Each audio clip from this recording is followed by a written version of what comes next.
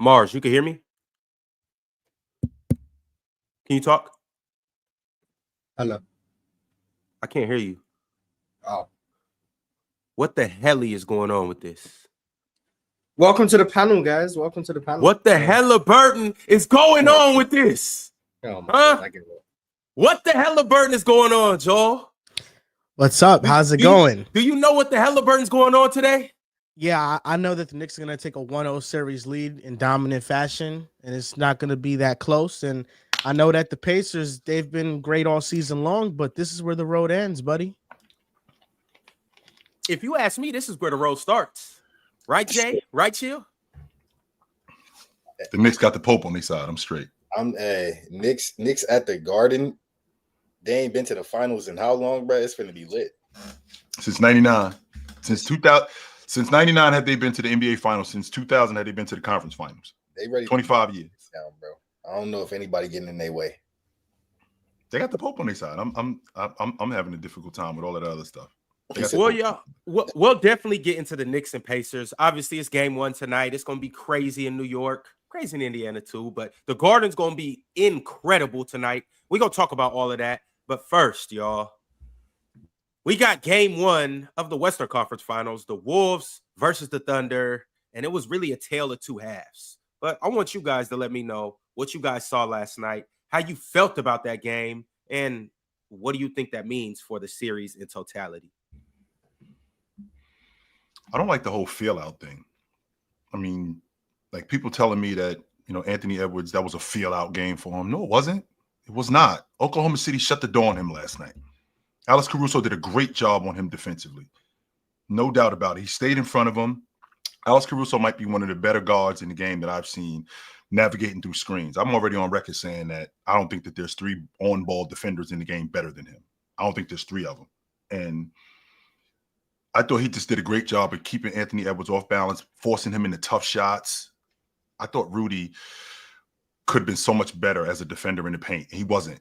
He didn't contest shots nearly as much as I thought he would. He wasn't on the glass as much as I thought he would. And the foul bait and stuff, I'm not trying to hear that with SGA. Some of those calls were weak. I'm not going to argue that.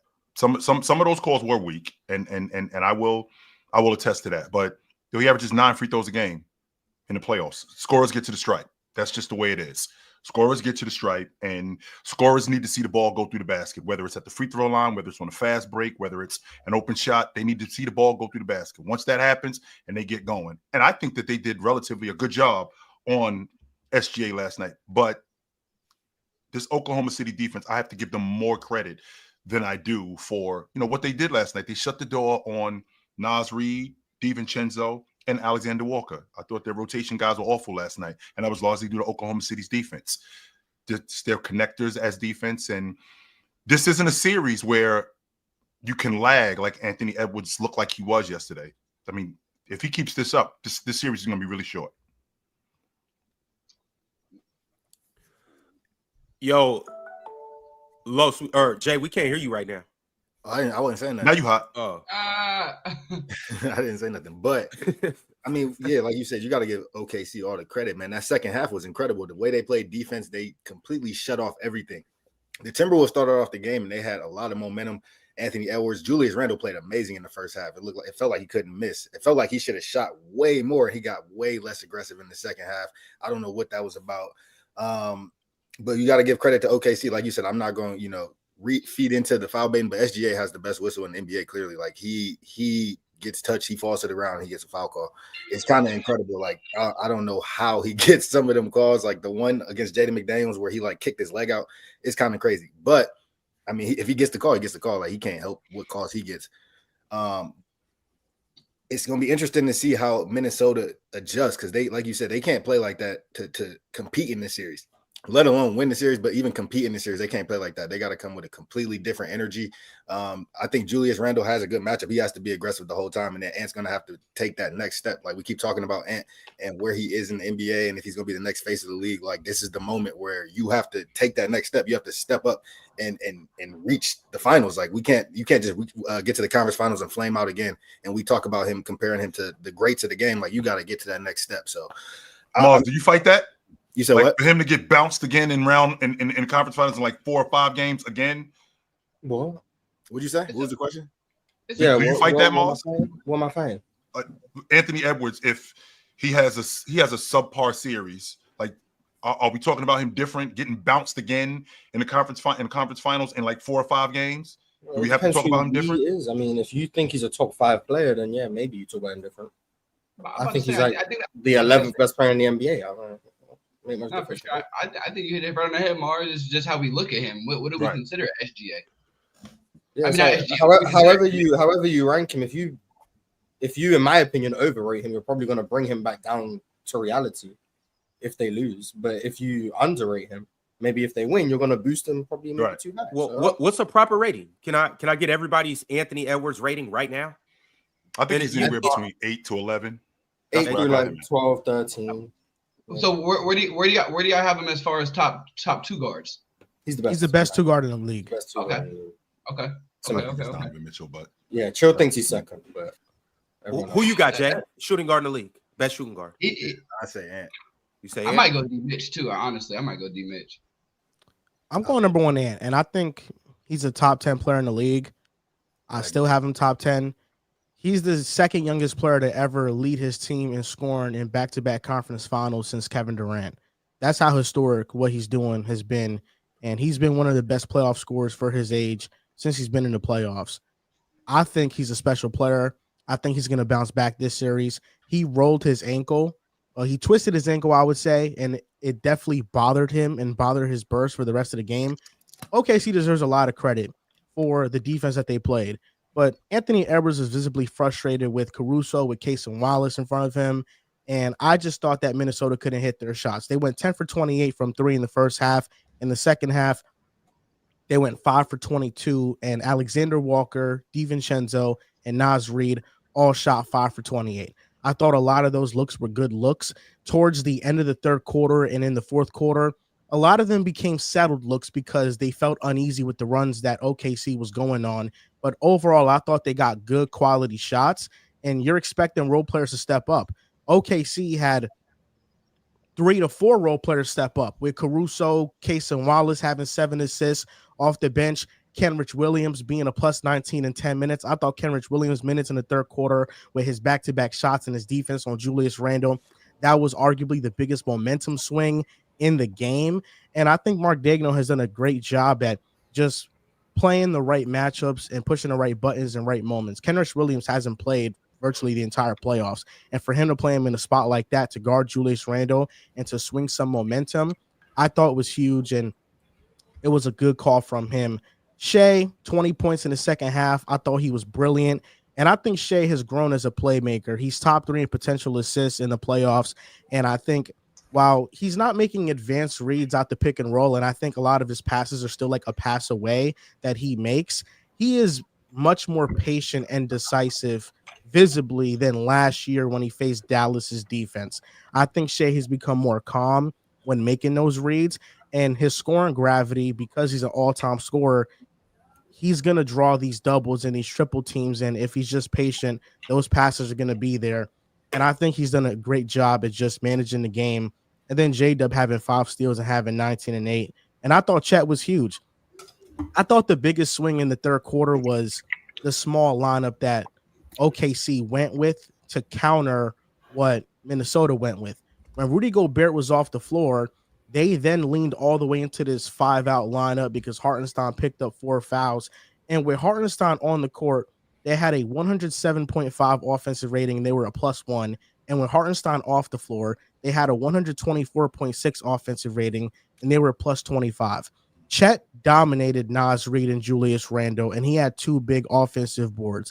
I think Minnesota, for as much as Rudy Gobert limits you offensively because he frustrates you with the way he can't finish around the rim, catch the ball, is loosey-goosey with the ball, they were -20 with him, and they had a 134.1 defensive rating versus a 100 defensive rating when he was on the floor. When he was off the court, OKC's guards attacked the paint, and they made Randle and Naz Reid collapse, and that opened up the basket for Chet on those baseline drives. And I think Gobert, even though he may limit you offensively, I think his defense is super impactful. His rebounding is impactful. negating Chet is important in this series, and just protecting the rim. When they see Naz Reid and Randall, Shai and J-Dub's eyes light up. And once they get into that restricted area, there's no resistance. You're not going to win a playoff game shooting 15 for 50 from three. So, Joe, I want to ask you though, like with the whole Rudy thing, how does Rudy manage to stay on the floor? You have a foul baiting off the floor though, Ron. I don't think he was bad. He got 2 fouls in the first minute and a half, and he had to go to the bench. Like you have the Jordan of foul baiting gods on the floor. How? And then on top of that, and I'm not using this as an indictment for Rudy. I'm just merely speaking the facts. You got J-Dub who gets to the rim. You got Chet and iHeart who are pretty aggressive. Who he's going to be guarding one of those two, and then you have SGA switching on to him and foul baiting him. How do they get Rudy to play more than 20, 25 minutes? I thought it was pretty obvious that in the third quarter, once Kenrich Williams hit those back-to-back buckets, the step-back mid-range and the three-point shot, and Chet was getting 2 offensive rebounds over Randall and Naz Reid and finishing over them, I thought at that point when Minnesota called the timeout, Chris Finch was going to put Rudy Gobert back in the game because I thought their size was a big mismatch advantage. And he didn't put Rudy back in the game. So I thought there was moments there to try to put him back in the game to give you better defense, and it just didn't happen. So I don't think he played himself out of this game. I think the fouls, while he did have 2, it wasn't like he was in any serious foul trouble. Like Edwards, he had 4 fouls heading into the fourth quarter, and they had to sit him. And even then, I disagree with that decision a little bit because they were trying to come back. But you're just not going to win a game shooting 15 for 50 from 3. And I think that maybe about like 30 to 35 of those looks were good quality looks. I thought the other ones were settling. This game was a 13-point game with about like 6 minutes left in the fourth quarter. So although the score ended in a lopsided way, I thought Minnesota did a good job despite playing a poor brand of basketball. And OKC played poorly in the first half too, but Minnesota in the first quarter had 7 personal fouls and 7 turnovers. They didn't do a good job taking care of the ball, and they could do a much better job taking care of the ball. So I think this series is still going to go the lengths. And OKC came out and, they handled business and they went on runs, and that's what they do. They've had the most 10-0 runs in NBA history this season. That's just who they are as a team. So if Minnesota wants to win this series, they have to shoot better, get better play from the role players, and they need to stop complaining about the refs because Shai is going to get those calls, whether they like it or not, and they just got to focus on playing basketball. They did a good job on him in the first half, though. I agree. In all honesty, we know the playoffs is we know basketball in general. It's about matchups, about exposing the matchup, right? Trying to get the switches, trying to get the big on the small on the big. I think Minnesota's going to run into issues because OKC doesn't have a weak link. There's no weak link to switch on to or to get the mismatch on. You got Shai out there, Caruso out there, Jalen Williams out there, Shed out there. These boys are playing defense. So there's no mismatch to expose, in my opinion. And the thing with the Timberwolves, too, you're talking about Rudy. Rudy had 3 rebounds going to the fourth quarter. You can't – there's nothing. There's no way you win the game. And Rudy Gobert, like, for everything that he isn't offensively, he has to at least rebound the ball. Yeah. He has to. And you're talking about the fouls. He had the 2 quick ones and things like that. Rudy has to, for him to be a multiple-time defensive player of the year, he has to be way more disciplined in how he's playing the game. His team needs him on the floor. They're outmatched. They're undermanned. Like, he has to play smarter. He has to be better. No one's ever asked Rudy to go out there and give him 15 points. But you got to stay on the floor. You got to be available for your team, and you got to board. 3 rebounds going to the fourth. You're the biggest dude on the floor. Come on now. Los, we at least need 9 and 9. Something, man. Shit. I'm sorry. While we're talking about this, first of all, just so y'all know, I think he averages 13 and 12 in the playoffs for his career. So 9 and 9 shouldn't be that hard. Right. That should be an off night for him. We keep saying foul trouble. He had 2 fouls the entire game. So that's it. He didn't get no more after that first quarter. He didn't. No fouls the rest of the game. He didn't get any more fouls after that first quarter. The reason he didn't play, like they just wasn't playing him. He wasn't that effective. My biggest issue with Rudy and Joe just brought it up. My biggest issue with Rudy, and Joe just brought it up, I've always felt like Rudy is the most effective when he's finishing around the rim. I feel like that enhances his game defensively. I feel like when he catches the ball, And again, we're not going to him in the post for post touches. We're not hitting him on pick and dive. We're hitting him when he's around the rim, catch and score. I feel like he's the most effective when he's doing that because he's putting a lot of pressure on the interior defense, and that affects his defense because I feel like he plays harder. I feel like he rebounds more. I feel like he blocks more shots because I feel like he knows that they're looking for him, and I think that energizes his crew. When I got DiVincenzo in transition and Rudy's running and he's giving the ball to Rudy at the free throw line, and I'm thinking, no, that's not going to work. No, Rudy is the most effective when he has the ball around the rim, pick and lob. That's where he is. That's where I feel like he is the most effective. But you saw the drop-off pass yesterday. He came down on the break, caught it, and flipped it behind his head like this. Like, what are you talking about? Like that. It's stuff like that I can't explain. It is. He's too big to be doing that. It's stuff like that when he does that, I'm watching it going, there's nothing that I can say about that. Nothing. I can't explain that. You could tell what type of game Rudy Gobert gonna have by the look he got in his eyes. Like sometimes he just looks play soft. You could just say, "Oh, Rudy ain't got it today." Like, and sometimes he looks like he's really engaged and he's about to, you know what I'm saying? He gets you a double-double. But sometimes Rudy just has that. We really doing that? It's the Western Conference Finals. What are we doing? He's sweet, bro. And y'all tell me if I'm tripping, but why are we bigging up Ant Edwards like he's this generational talent? Because he is. Like, that's why. Ant Edwards is really good. He's really good. Now let my boy get his take off because last time he said something about Tatum, he you know what I'm saying? Ant Edwards is really good, bro. I really like Ant Edwards. Not generational? We've seen this player so many times. I wouldn't call him generational. We've seen this player so many times. That's why I'm confused. And Who? At 23? I don't care. The age doesn't matter. Age doesn't matter. Age does not matter. Take the age off. Right, who was Anthony Edwards 10 years ago? What? 10 years ago. Okay, Anthony Edwards is he better than Dwayne Wade in Dwayne Wade's prime? Dwayne Wade is a generational talent. 100%. 100%. Dwayne Wade is a generational talent. Not only Dwayne Wade won a championship in his third year, one of the best finals in an NBA. I reserve. That doesn't make you a generational talent.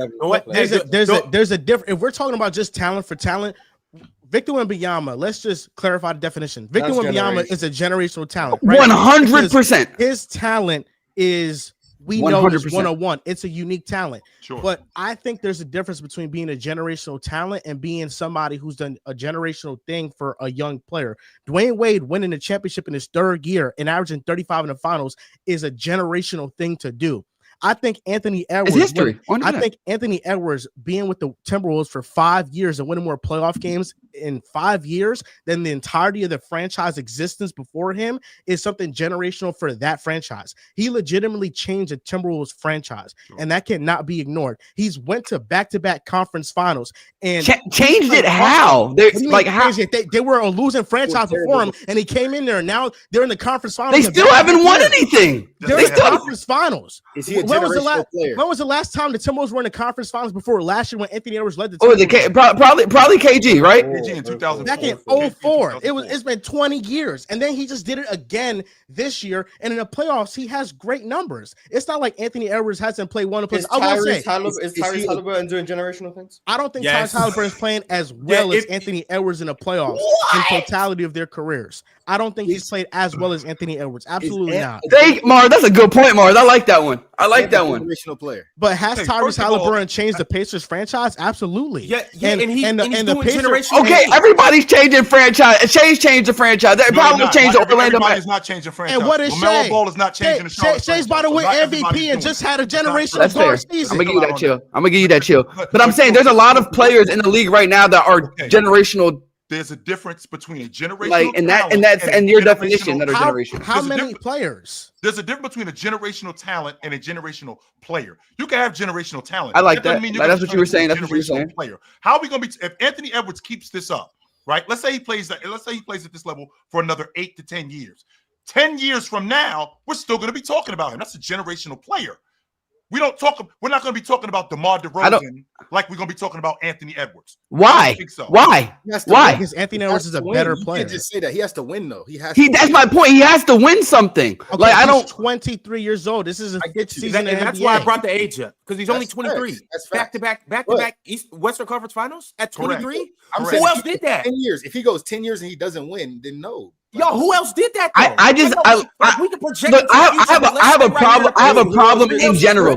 I have a problem in general with NBA media, NBA fans, NBA people, NBA whatever the shit may be. Sure. Keep my language. Whatever it may be. I have a problem with us crowning people too soon. Like I feel like we are in that age of doing that, and people are saying Edwards.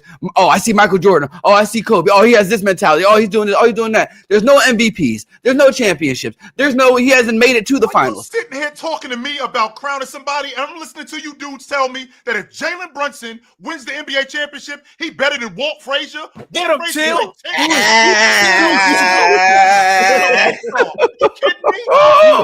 You damn right.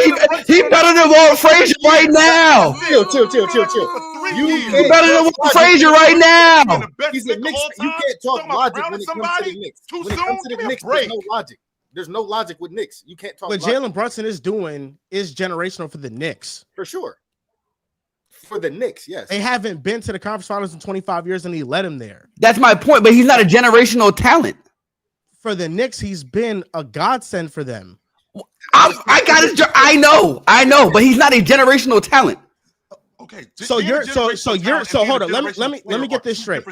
Your gripe things are not the same. Your gripe. The reason why you're annoyed at the Anthony Edwards stuff is because he's not Michael Jordan and Kobe Bryant. I'm annoyed because everybody keeps talking about him like he's the best thing since whatever.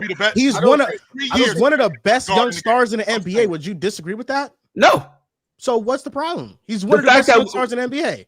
We're overpraising. There's not enough in the resume to support where we put him at. Even though Jalen Brunson, if they win, are we overpraising him? Like ever. What? So in the 70 years of the New York, Edwards. Let's be honest. This playoffs, Edwards has been inconsistent. He hasn't been consistent. Okay, I agree with that. Great. Neither has Okay, that's my point. So when you're talking about people that have carried teams through a playoff gauntlet, when you're talking about teams that have carried teams to a final, Julius Randle has been the most consistent player for that team this playoffs. Every playoffs, Kobe wasn't the most consistent either. I'm just saying. I know he wasn't. Every great player has. I'm not going to sit here and say. All I'm saying is Anthony Edwards. His rookie year, they weren't good. His second year, they made the playoffs. His third year, they made the playoffs. His fourth year, they made the conference finals. His fifth year, they made the conference finals. It's back-to-back years in the conference finals, and is that not worthy of praise? It's worthy of praise. Like, yeah, good job. But at the end of the day, why am I going to sit here and be like, oh, man, Anthony Edwards, No, like, he's on a really good team. He has one of probably the best defensive player of our era right now.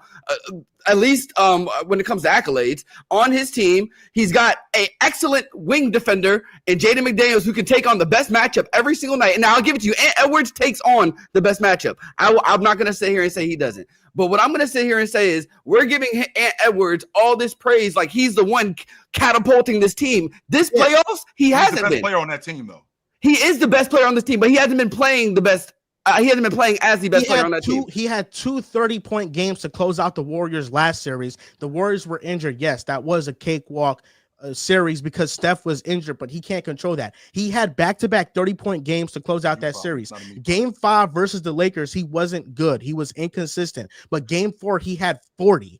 I mean, Anthony Edwards overall, his worst postseason. My point is that he's inconsistent. His worst postseason is averaging 27 a night. Which comes with being young.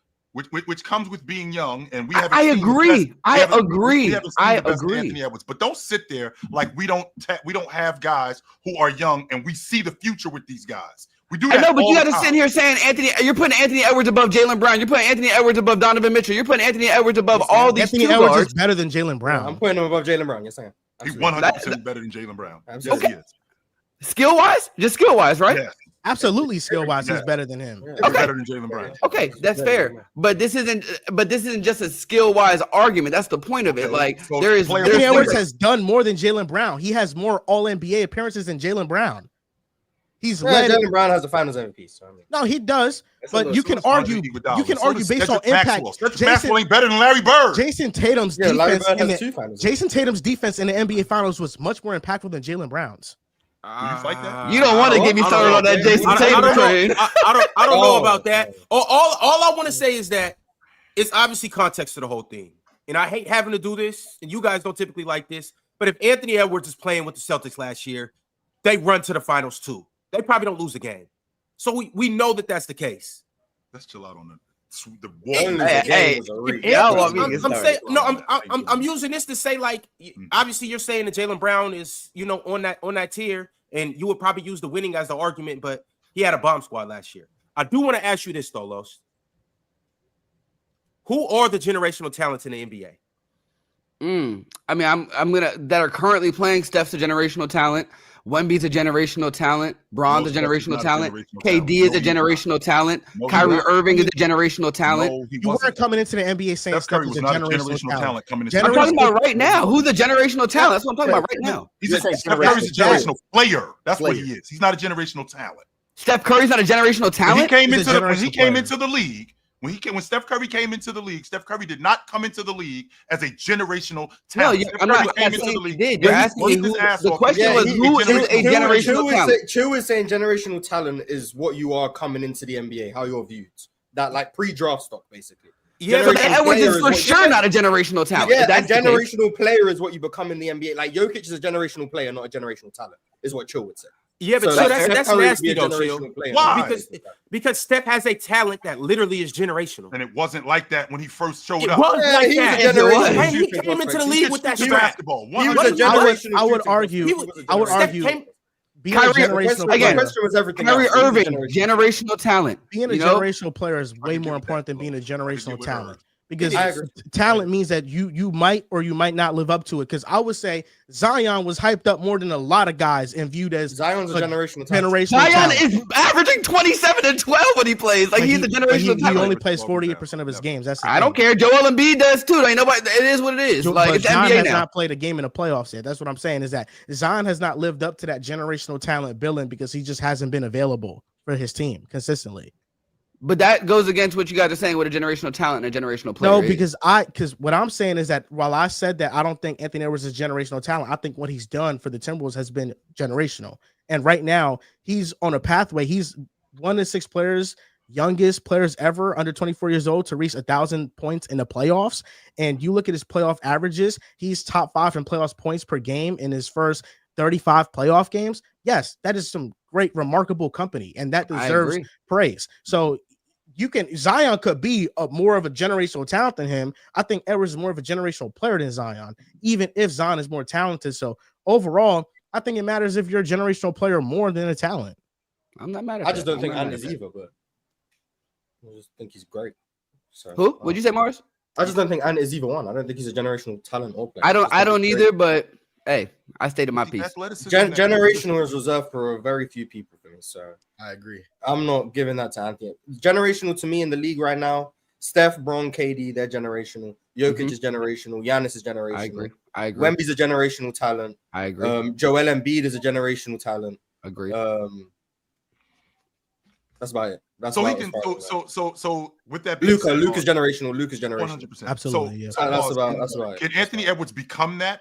Because again, these guys can he become a generational player? Yeah, so that's what I'm saying, Moss. Is he going to be? When Giannis showed up, we didn't think Giannis was a generational talent or player. Yeah, he became that, and he became that. But that's my point. We allowed Giannis to become one. People are saying Ant is right now. That's why. That's my whole point. That's literally my whole is a point. generational player. The reason why it's a difference because Giannis, if I'm not mistaken, you guys can correct me if I'm wrong. I think Giannis was the 16th pick in round 1.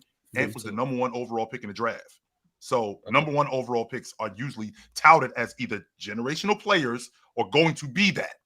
Yeah, Zachary Risachet has not been touted. It depends. In the past, number 1 overall pick. No one say the words generational for Zachary Risachet. Yeah, this last draft was. Let me rephrase that. So it's more. So is it fair to say that it's more often than not number 1 overall picks are supposed to be generational? I would say 20 years ago, maybe 20 years ago. 20 years ago. Good in some drafts. Like Wemby obviously was, but Paolo wasn't seen as generation. No, Paolo's not generational. Anthony Bennett not generational. Cage wasn't seen as generational. Just because you're a number 1 pick doesn't make you generational. But I will say this about Anthony Edwards. Zion was, so like it just depends on the draft. I agree with you, Mars. I think he's a great player. I think he's an elite level player, Anthony Edwards, and I think for what he's done at his age has been remarkable. And when he finishes his career on the pathway that he's on with multiple All-NBA teams, multiple All-Stars, with the playoff success, because I think he's going to end his career with a championship at least. So I do think that for what he's going to accomplish, he could go down as one of the 5-6 best shooting guards in the history of the league. That's how talented I think Anthony Edwards is. Do I think he could finish higher on an all-time shooting guards ranking than Reggie Miller, than Ray Allen? I do think so. So I think Anthony Edwards has the potential to finish as a great player, as one of the greats. So that's why I view him so highly. And for what he's done at 23 years old, I think it has been remarkable. There's not many 23-year-olds that are top 10 players in the league. And he is that, and he's taken that leap. So I think he deserves credit. Does that have to do with him being young, though? I mean, not him coming into the league so young, because to your point, a lot of the 23-year-olds years in the past, I mean, they went to school and they came into the league a lot older. So I'm 25, I'm 26. So the fact that, you know, we have a league that's much younger today than it was 10 years ago, 20 years ago, 30 years ago, where, you know, you came into the league at 21, 22 years old.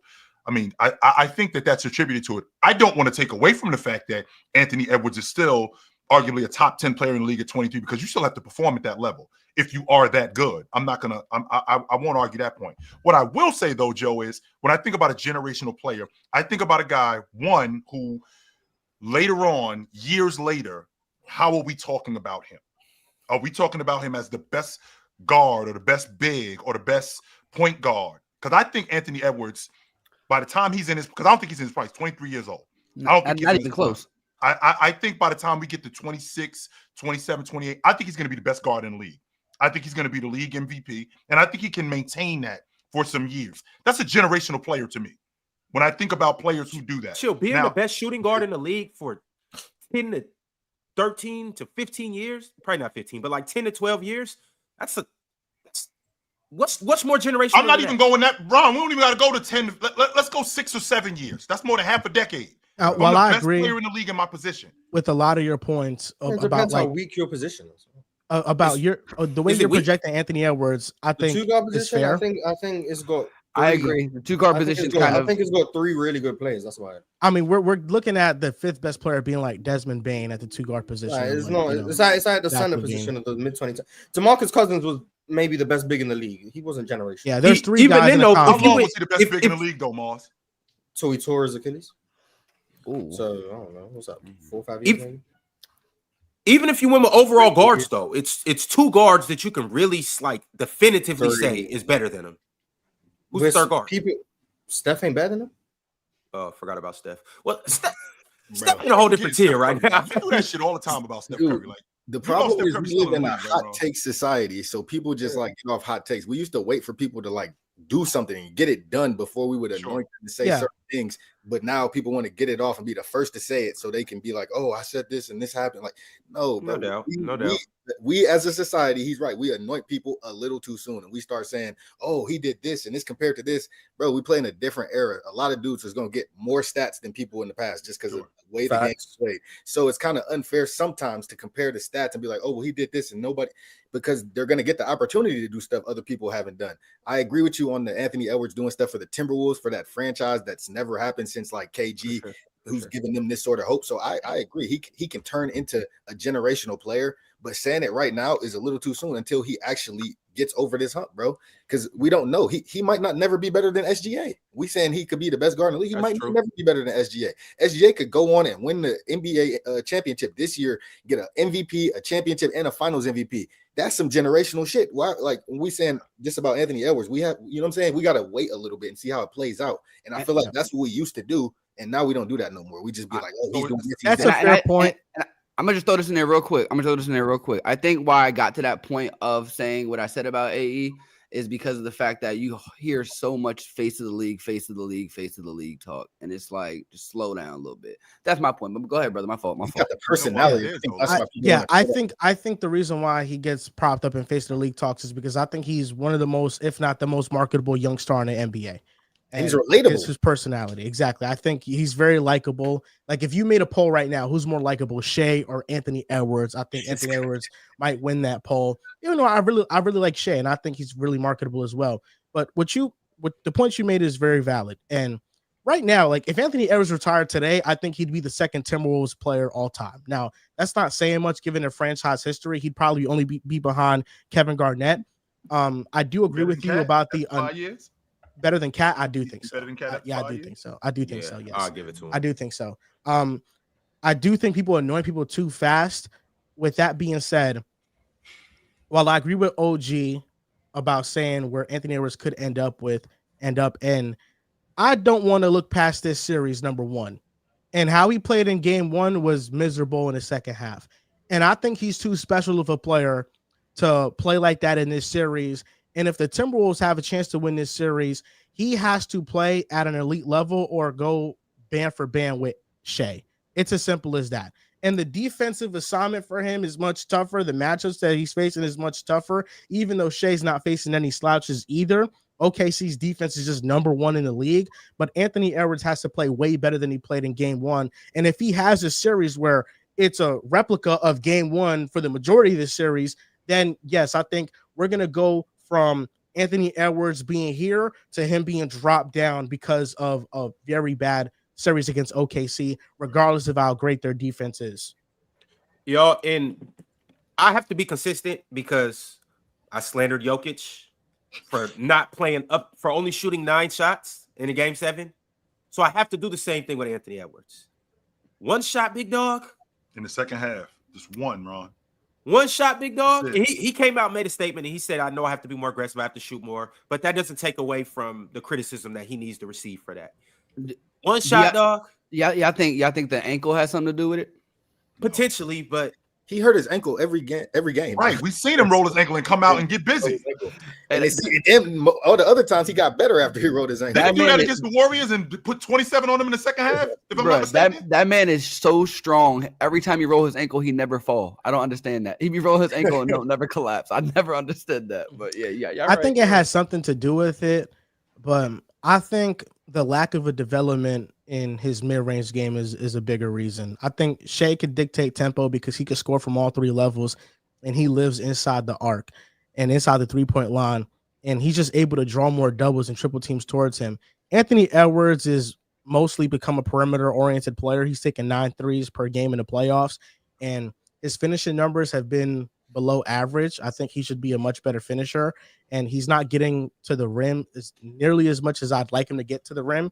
And on long mid-range shots, he's shooting 9% these playoffs. It has been a very inefficient shot for him. And I think while he's taken a notable 3-point shooting leap, his lack of a mid-range shot and being able to consistently dissect defenses in that area is a big reason why he's able to be contained easier than someone like Shai, because he just doesn't pose that threat. I think right now he's just relying way too much from the 3, and Caruso and Cason Wallace and OKC's defenders, they did a really good job at staying in front of him, and he really had nowhere to go. And I thought he was very hesitant to even dribble inside the paint because of how OKC just swarms you, and they're always going for the ball and trying to steal it. So I thought Anthony Edwards needs to just play with more freely.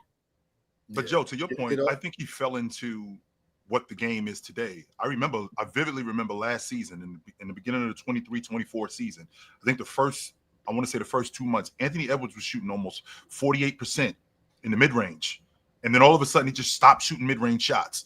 And then now he lives at the long ball. I think he averages 12 long balls a game this season on average.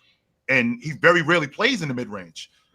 Now, I keep hearing Lo says this a lot about, how we comparing guys like Anthony Edwards, how we comparing guys like Shai Gilgeous-Alexander.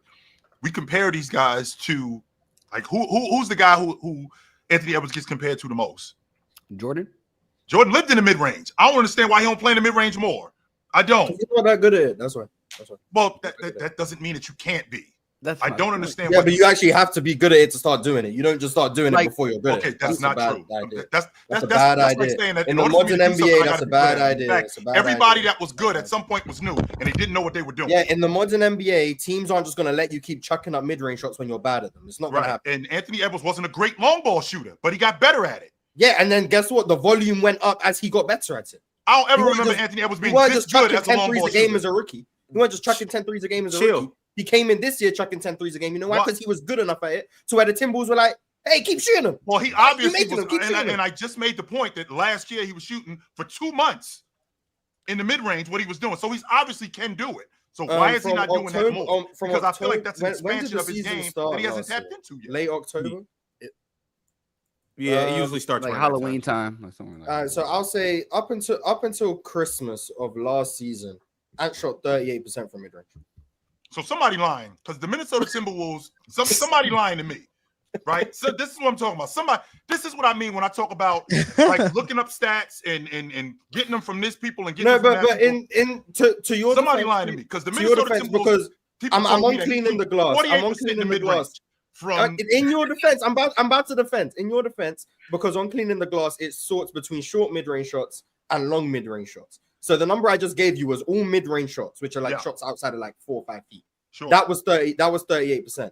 But if you only look at the long mid-range shots, he was 48%. That's what I was talking about. So there you go. Yeah. He was 48% in those long mid-range shots. He was 48%. Yes. Mars had killed that he was losing it. And to add on to that point, Anthony Edwards in the playoffs, because I feel like outside of this year, and almost every year, Anthony Edwards has taken a noticeable step up in the playoffs as a jump shooter compared to the regular season. And the numbers reflect that. In his first playoffs, he shot 62% on long mid-range shots, only 13 long mid-range shots, but that was in the first round. He didn't play after that. 45% on long mid-range shots in the first round series on 20 attempts. And then last playoffs, he shot 50% on long mid-range shots on 56 attempts, but this year it's 13% on 15 attempts. So last year in the playoffs, he was 50% on those long mid-range shots on pretty good volume. But this year, the shot just hasn't been there for him. So and Mars, he really hasn't looked for it either. So Mars, am I out of line when I think that a guy who sees what the game is today, and the game today is at the long ball line and in, a guy at the 2-guard spot who recognizes that I have to be able to shoot the long ball in order to thrive in this league, as opposed to my mid-range game can expand my long ball game if I do that, because he clearly can shoot in the mid-range. It's obvious that he can shoot in the mid-range. Now, is he Jordan? Is he KD? Is he Bryant or DeMar DeRozan? I'm not going that far. No, I'm not doing that. But he can have a mid-range game that I feel like is respectable enough that once he taps into it, it can expand his long ball game and open up even more offense for him. But he doesn't go to it because I feel like he's gotten wrapped up in what today's game is if you don't shoot at the long ball line, then you're not going to be effective at all, instead of tapping into that other stuff that he does, like shooting the mid-range more. Yo, chill. I kind of want to live in reality, though. Sure. The reality is Anthony Edwards doesn't shoot the mid-range, right? He hasn't been good. Not high volume, but he's not good at it. Okay, so he's not good at it, and he's not going to get good at it in the next 6 games. He might have a game where he's really feeling it. He could get on the heater at the right time. Yeah, that's what I'm saying. So he could get on the heater, but in reality, more than likely, he's going to be who he is. We do know that he's a very good 3-point shooter, but we also know that OKC is one of the stingiest and just nastiest defenses that we've ever seen. Fact. Him trying to navigate through that defense, somebody's going to get a deflection, somebody's going to force a turnover. It's going to be hell for him. My thing with Ant is, if you have shown us throughout this whole season, we've seen a whole 82-game season, you was launching that shit, you was making that shit. In this series, I'm not mad at Ant shooting 14 threes. Get him up. If you can't get to the rim, if you can't get to a mid-range, get him up. I'm saying, like, so here's the thing. I see a couple of you guys shaking your head. Would you rather Ant shoot 14 threes and shoot 20 shots as opposed to him shooting 13 shots and Dante DiVincenzo shoots 12 threes? I think so would I rather Ant shoot the threes or DiVincenzo? If that's the point I'm making. Or Nickeil Alexander-Walker shoot 11 threes. It depends on the quality of the shot, but more often than not, I'd rather Ant shoot the threes. But back to Chill's point about the first 2 months, he was shooting 48% on his long twos. His frequency didn't change the second half of the season. He just started missing it. Like he shot the same volume relative to his shot attempts. He just went from 48% before from the start of the season to December 31st. Sure. He was at 45%. Yeah. So up until the new year, he was 43 of 96, and he shot 16% of his shots from there. And then you move on from January 1st to the end of the season, he fell all the way down to 35% and 14% of his shots. Change. So the frequency didn't really change. The accuracy just fell off a cliff. He's just not that good of a mid-range shooter. Like anytime Ant shoots a mid-range shot, it's not a good shot. Well, Like, wait a it's minute, just not. Mars. Statistically, I'm saying it's not a good shot. Can we attribute that? I mean, I don't think he was just missing shots because, and again, I didn't watch many Minnesota games. I did watch them some last year, but I'd like to think that it could be attributed to your shot selection too. So if I'm shooting in the mid range, we ain't factoring the shot clock going down. We're not factoring him having two guys hanging on him. We're not factoring him having just the shot quality. Because with him shooting in the mid range at 48%, like you said, if he's on a heater, well, I'm shooting different shots, and I might be looking at better shots, especially considering that it's earlier in the season. You know, teams are trying to figure things out. They're trying to figure out their defense. They're trying to figure out lineups. I got different guys on me, as opposed to when we get later on in the season. Well, now I got different matchups. My shot quality is going to be different. My shot selection is going to be different. So maybe my efficiency is going to go down. Now, don't get me wrong, Mars. My efficiency shouldn't go down 13%. No, I'm not saying that. But I'd like to think that some of it attributes to that. I think also I think Ant's shot selection in the mid range is fine. Like if you watch Ant shoot in the mid range and you don't know he sucks, I think you look at them like good shots. Like he's creating separation. He has really good footwork, really good counters.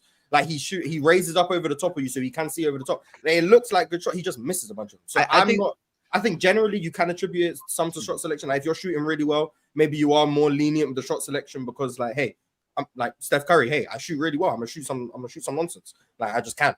I don't think that's really the case with Ant. I just think he's just not very good at it. I think he just had a hot stretch. Like you look at his career, everything he's done in his career is more in line with the second half of last season, not the first 30 games where he was 48%. Everything else it says, yeah, he's a high 30s, low 40s mid-range shooter. That's from rookie year to the current day. That's really just what he is. So I'm gonna buy into that more than I'm gonna buy into anything. I mean, as a mid-range shooter, if I could get Ant in the mid-range at 42%, I'm comfortable with that. What does Minnesota have to do to win this series, though? They got to shoot better, Joe. Like Rudy got a rebound. They got to get to the rim more. We all just said different things. That's where Minnesota got a lot. Well, I'm not like the Rudy Gobert rebounds and things. Like Minnesota didn't struggle on the glass, so like I don't. But they have to dominate in some facet of the game in order. The issue they shot a lot of threes, so like the offensive rebounding opportunities weren't like as present as they would be if the Timberwolves were able to get to the rim as much. So they didn't get many offensive rebounds, which I guess you could look at Rudy for, which I'm fine with. But on the defensive glass, it's not like they were giving up second chances to OKC a whole lot. So like I don't really the rebounding thing for Rudy is like but the fact that they weren't getting to the rim at all, that's a problem. And I think Ant and Julius turned the ball over too much. And Mars, I don't want to see no more post-ups. I don't want to see no more post-ups. Before we get into the turnover part, this is why I've been so low in Minnesota all year. Is because, and I just figured it out last night. It's because they literally have one person that can consistently create rim pressure or just get into the paint, and that's Ant. Outside of that, like with all due respect to Mike Conley, he's not what he used to be. He can't get downhill the way he used to. It's more of a straight line drive. Julius can get you to like the nail. He'll get you to like the nail. Then the defense will collapse and he'll kick out. But you're not getting all the way. I think that's the difference in this series, especially when you look at somebody like Shai. Right, we keep talking about percentages and he shoots this and that. Shai was 10 for 27 last night, almost 30, almost 33%. 2 for 18. Hey, yeah, he was bad, and he was struggling. 0 for 4 from 3, still finished with a 30 ball. And I think that when you had mentioned, do you want Ant to keep shooting? Yeah, I might be an anomaly. I don't care about percentages in the playoffs. I think it's about your star players. If they got to get shots up, they got to get shots up. It is what it is. The Jason Tatum hater talking about you don't care about percentages. Hey, look. I don't want to speak on Tatum. Hey, I feel bad for the dude. I'm not going to sit here and keep downing him. I'm just going to say I was right, and I'm just going to leave it at that. But that's whatever. That's neither here nor there. That's neither here nor there. What I'm saying is when you have somebody like Shai, who, and I feel like a lot of scorers in today's league, of course you got your anomalies like KD, but a lot of people are volume scorers now. We don't have a lot of efficiency going on right today in modern NBA. You have guys taking a lot of different shots, a lot of tough shots that we were not taking 15, 20 years ago. A lot of step backs, a lot of heavily contested jumpers. That wasn't happening. So when you look at it now, yeah, Shai was 10 for 27. Yeah, Shai was had a terrible night shooting from the floor in all honesty, but he also had 9 assists. So if Ant was able to bring that playmaking aspect to the game as well when he is struggling, that the Timberwolves need that. Like I was saying, Mike Conley don't got that burst no more. He's not blowing by nobody. Is he still gonna get people involved? Yeah, for sure. But he can't make plays like he used to. Then you got Julius Randle. Yeah, we know, a head down straight to the cup. He gonna look up at the last second and try to find somebody. That's Julius Randle. They don't have a legitimate playmaker. The difference is Shai can give you 30 and he's still gonna get everybody involved. I don't think Ant has gotten there. Well, I think Ant was passing. I mean, it's hard to get assists when you shoot 15 or 51 from 3. So like, if Nas Reed makes a couple more shots and Nikhil makes a couple more shots, all of a sudden Ant has 8 assists. It's like, oh, well, Ant was playmaking. His playmaking didn't change whether or not they made shots. I don't look at it. They weren't generating, in my opinion, great offense. Now, this is where it comes to like, are all open shots good shots? Because I think they got a lot of open shots. But I don't think if you're creating threes and you're getting 1 foot inside the 3-point line and you're kicking it out to a shooter and you're like, well, the shot's open, it's a good shot. I don't think that's good offense. I agree. Because that's what you're doing every time down. We know in the playoff defenses shrink. We know in the playoff defenses pack the paint a little bit more. And just because you're open, I'm giving up the open 3 in the playoffs, especially based on percentages and how the law of percentages work. You're gonna have your up games, you're gonna have your down games. It is what it is. Sure. I just personally think that I wasn't even saying assist means you're playmaking. There's a play I remember yesterday where Shai's driving down. He gives Jaden McDaniels a quick cross on the right hand. He beats Jaden McDaniels to the spot right in the middle of the paint. And Edwards has to step up. Jalen Williams ducks down, layup. That's what I'm talking about playmaking. You're pulling in. People have to respect you enough to pull into the defense. You're shifting the defense. And that comes from being able to get 2 feet. I believe you young dudes call it. I believe you young dudes the Timberwolves can't get downhill. They couldn't in game 1. I'm not saying they can't. I believe they couldn't you young in game dudes 1 call get that downhill. And that's what ruined them. Yeah, I think that's what you young dudes call that. Y'all call that gravity. Nobody's hitting shots, then that's like, what is Ant supposed to do if nobody's hitting shots? To answer your question, Joe, he's got to try and get 2 feet in the paint. That's what he's got to try and do now. That's part of playmaking. It's difficult when it comes down to like what the spacing and how he's being guarded. I'm not saying it's easy. Nobody is hitting shots, but there's a reason the Timberwolves shot 51 threes in the league. In like the first half, I want to say the Thunder shot like 10 threes. Like they weren't shooting threes, but the reason they weren't shooting threes is because they were living at the rim. Living at the free throw line, living in the paint. But that's because they have a guy in Shai. Shai gets 2 feet in the paint, damn near whenever he wants. Now we can talk about the free throws if you want, whatever. But that's the difference, in my opinion, between a guy like Ant and a guy like Shai. Ant doesn't get 2 feet in the paint every single possession if he wants to, and we can say that's because of the defense loading up. But like respectfully, I just watched Denver load up on Ant for a whole Shai for a whole series, and he was still getting 2 feet in the paint. Like Shai, I think with his handle and his agility and his craft, I just think he has more avenues. He could take more driving lanes to get to the paint than Anthony Edwards can. And I think the Timberwolves offense struggled a lot last night because no one could really get 2 feet in the paint. Defenses all the way in. And like you were saying, Jalen, you saying no one's knocking down shots 100%. If no one's hitting, then I get it. But do you just what do you do from there? Like you can't 15 for 50. You gotta try something else. And I don't know. I thought they were good shots. I'm not mad at corner threes from Dante DiVincenzo and Nikhil. Wide open, if you're not you coming up shooting and above the break 3 with 18 on the clock, that's not a good shot. According to it's not a good shot, but with Dante DiVincenzo, I'm still not that mad at it though. You said what would you say? We know what type of heater you could go. According to NBA.com, 30 of their threes were wide open, and 18 were open for Minnesota. They shot tracking data. It is. Yeah, they shot on top of the 30 or 30. What 30? 18, what? So 48 of their 51 were open or wide open. Yeah, 18 of their threes were open. Were 4 to 6 feet. They shot 33% on those. I don't think that's not accurate. I don't think that's entirely accurate. Hell no. 48. NBA's got a lot of good looks. NBA tracking data isn't the most accurate. And B, I don't think just because the shot's open, it's a good shot. Did you just hear what he just said? Mark, one more time. How many open shots?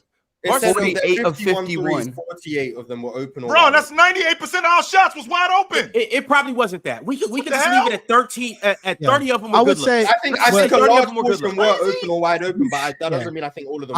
I would say that NBA tracking, yes, it could be a little bit off because when you go back and you track it yourself, you'll definitely find a different number. Wide open threes, 6+ feet, closest defender. Minnesota shot 33s, and they shot 26.7% on those threes. So I think Minnesota. And keep in mind, Julius Randle went 5 for 6 too. So if you take that out of there, it's even worse. The law of averages will be on Minnesota's side at some point. Maybe it's not game 2, maybe it's game 3. I don't know. There will be a game in this series where Minnesota we got a lot of time to screw around with these guys. That's the issue. When you rely on the law of averages, a team like OKC, they have such a large margin of error that's like you can't be relying on the law of averages. No, so you can't rely. Oh, hey, these 53s, one game we're gonna make 22 of them. So hey, nah, that's not. That sounds like hope being a plan. That can't be. Hope is not a plan. No, I hope we start making them. And to Joe's point, Joe, you had mentioned about what they can do better. Like, so Oklahoma City, we already know who Oklahoma City is as a defensive team. The last thing that we want to do is give them fuel on something that they're already good at. So we know how good they are in transition as an offensive team. We know how good they are at creating turnovers. Well, we already going to have a tough enough time scoring as it is. Okay, we don't want to add to that by giving them the ball back. So we got to take better care of the basketball. I think Oklahoma City had 12 fast break points yesterday. Okay, those 12 fast break points, I think 7 of them came off turnovers. We got to take better care of the basketball. That's more than half of them. Minnesota literally didn't score in transition yesterday. And I said yesterday, if OKC is going to win the series, that's the difference. In the half court, I think they can play each other relatively close. Now, last night, I still think OKC dominated that battle, but they can play each other relatively close. When one team doesn't score in transition, Minnesota, for a team with as many athletes as they have, they suck in transition. I don't know. It's an execution thing. They just do stupidness in transition. So, that's the problem. When you don't score any transition points, speaking of scoring easy baskets, I got a place where everybody that's watching this show can get easy money, easy transition buckets. You know, I know a lot of you guys probably have never dunked in your life, but this is the place where you can get a wide open slam dunk, fast break slam on PrizePicks. And you know, the thing about it is, all you have to do is use promo code PANO, and they will literally give you $50 when you play only $5. Like, where else can you get that? Where else can all you couch potatoes dream of getting an easy slam dunk fast break? Well, it's right here on PrizePicks, and here's how you should do it. You should download the app, then you use promo code PANO, then you play $5, and you will get 50 back instantly. And with that 50, you can do something like this. You see, I took $10, and this is how I'm going to turn it into 150 tonight. I got Jalen Brunson going less than 28.5, not because he's not that guy, Los and Joel, not because he's not that guy, but it's just because a man named Nimhart and another man named Neesmith are going to jump his ass. So I got him going less than 28.5. And then Tyrese Halliburton, only 20. Well, you know, when you're a generational talent, 20 comes easily. It comes often. So we got that for Tyrese Halliburton. But I do have Karl Anthony Towns with another demon pick, scoring 25 points tonight. And then Pascal Siakam, PRA, 29.5. We're going with that. And then last but not least, we got Neesmith and OG Anunoby combining for 4 threes, which means they have to hit 5 at least. That's how we rock it today on PrizePicks. You guys do the same, or let us know how you decide to rock. All right, fellas, before we get into the Eastern Conference Finals game 1 tonight, I want to ask you guys, how do we feel about game 2 now, and who wins? Thunder, Wolves. I have Minnesota bouncing back in game 2. I got them winning. I'm gonna go with the Timberwolves. Oklahoma City protects home. I think Oklahoma City protects home floor. Where my broom at? Where my broom at? You think this is a sweep? Yeah, I do. I think, in all seriousness, though, I just don't. There's not a matchup to be exposed on for the Thunder's end. I just simply think AE's gonna have to play otherworldly the rest of this series. I'm talking 30s and 40s only. Like a generational play? We'll see. Sounds like it. Yeah, I got the T-Wolves winning game 2. I think OKC probably protects home court. What do you guys think about the officiating of game 1? A lot has been made about Shai's fouls. And what do you think about it? Ron make me sick. No, chill. That is disgusting, bro. Can I ask y'all this? No, chill. That is ridiculous. No, I can send you guys the link right now because I was looking at it this morning and I was just trying to make sure I wasn't tripping. They called 3 fouls where this man didn't get touched. I'm talking about it was that. So And This. and And the he just playoffs, falls. So then he fell on got the ground. touched. So then he No, got touched. Mark. He did. It was not a foul. the playoffs. Okay, And- say that. Say that. You said he ain't get touched. He got touched, he got touched. And if he did get touched, it's because he initiated the contact. Which I know some fouls you can initiate the That's contact what and get a throws me foul. off. I don't understand how you can initiate the contact and you're the one getting fouled. That doesn't make sense to me. But It just puts the defender in an impossible position to be in. And then you go, Los. So I want to ask you with this question because we got some great basketball minds, and I truly don't. I was thinking about this morning. I truly don't have an answer for this, so I want to ask y'all about it. We seen James Harden, right, and his foul baiting antics. We seen Yes, Trae we did. Young and his Yes. foul baiting antics. But and the NBA keeps trying to put things in place to negate these players from getting to the line as they are. What is Shai doing any different than James and Trae Young? I think that Shai is much more tougher to call in regards to a whistle because he has more of a herky-jerky style, where Harden was north and south, and he was either taking a step back three or he was getting to the basket. But in the playoffs, Harden's whistle noticeably dropped. And I always go back to the conference finals, game 7 in 2018, where I felt like he was fouled about like 4 or 5 times and the referees didn't call it at all. And I remember they were landing in his landing space. He was getting bumped. He didn't get any of those calls. I think Shai, while I don't think the foul merchant or the free throw merchant narrative is correct on him because he does drive more than anybody in the NBA and he is getting contacted. There's no doubt about it. In the same breath, and while I don't think Minnesota lost game 1 because of fouls, they just played bad, and OKC was great. And I think despite the calls, Shai still played phenomenal in the second half. There are some fouls that are called that there's no other superstar in the playoffs right now is getting. Like there's somewhere he's initiating contact on Anthony Edwards, and there's a foul called. There's one on Jaden McDaniels in transition where McDaniels lightly has his hand on him, and then Shai kind of falls and then gets the call, and it was an and one. And then the step back where it was either McDaniels Terrible. or Shai. No, it was McDaniels. Their It foot was got McDaniels. that one. yeah, was their kind of- their feet got like wrapped with each other, Yep. and then McDaniels kind of stumbled, and then the foul was called on him, and Shai hit that mid-range shot. So I just think those calls, as somebody that we watch Brunson a lot, Los, and Brunson likes to initiate a lot of contact and get calls. Against Boston, he wasn't getting calls, and they were playing very physical with him. And I just think for Minnesota, the frustration lies in the fact that OKC defensively is able to play very physical. They damn near mauled Jokic. I'm looking at earlier in the first round series when Steph played Houston, the way they were being physical with him off the ball, and that wasn't being called, and it was more contact than what Shai is getting. I just think that there's a lot of frustration for Minnesota because they feel like they can't be physical with Shai because everything is a call. And I think in the playoffs, those touch fouls shouldn't be fouls. There has to be more contact for those to be fouls. Joe, Was everything you being nice. You saying it in a real nice way. The playoffs have been physical as hell. Like the entire playoffs has been super physical. It's been one of the most physical playoffs we didn't see in a minute, and it's been great basketball. Yep.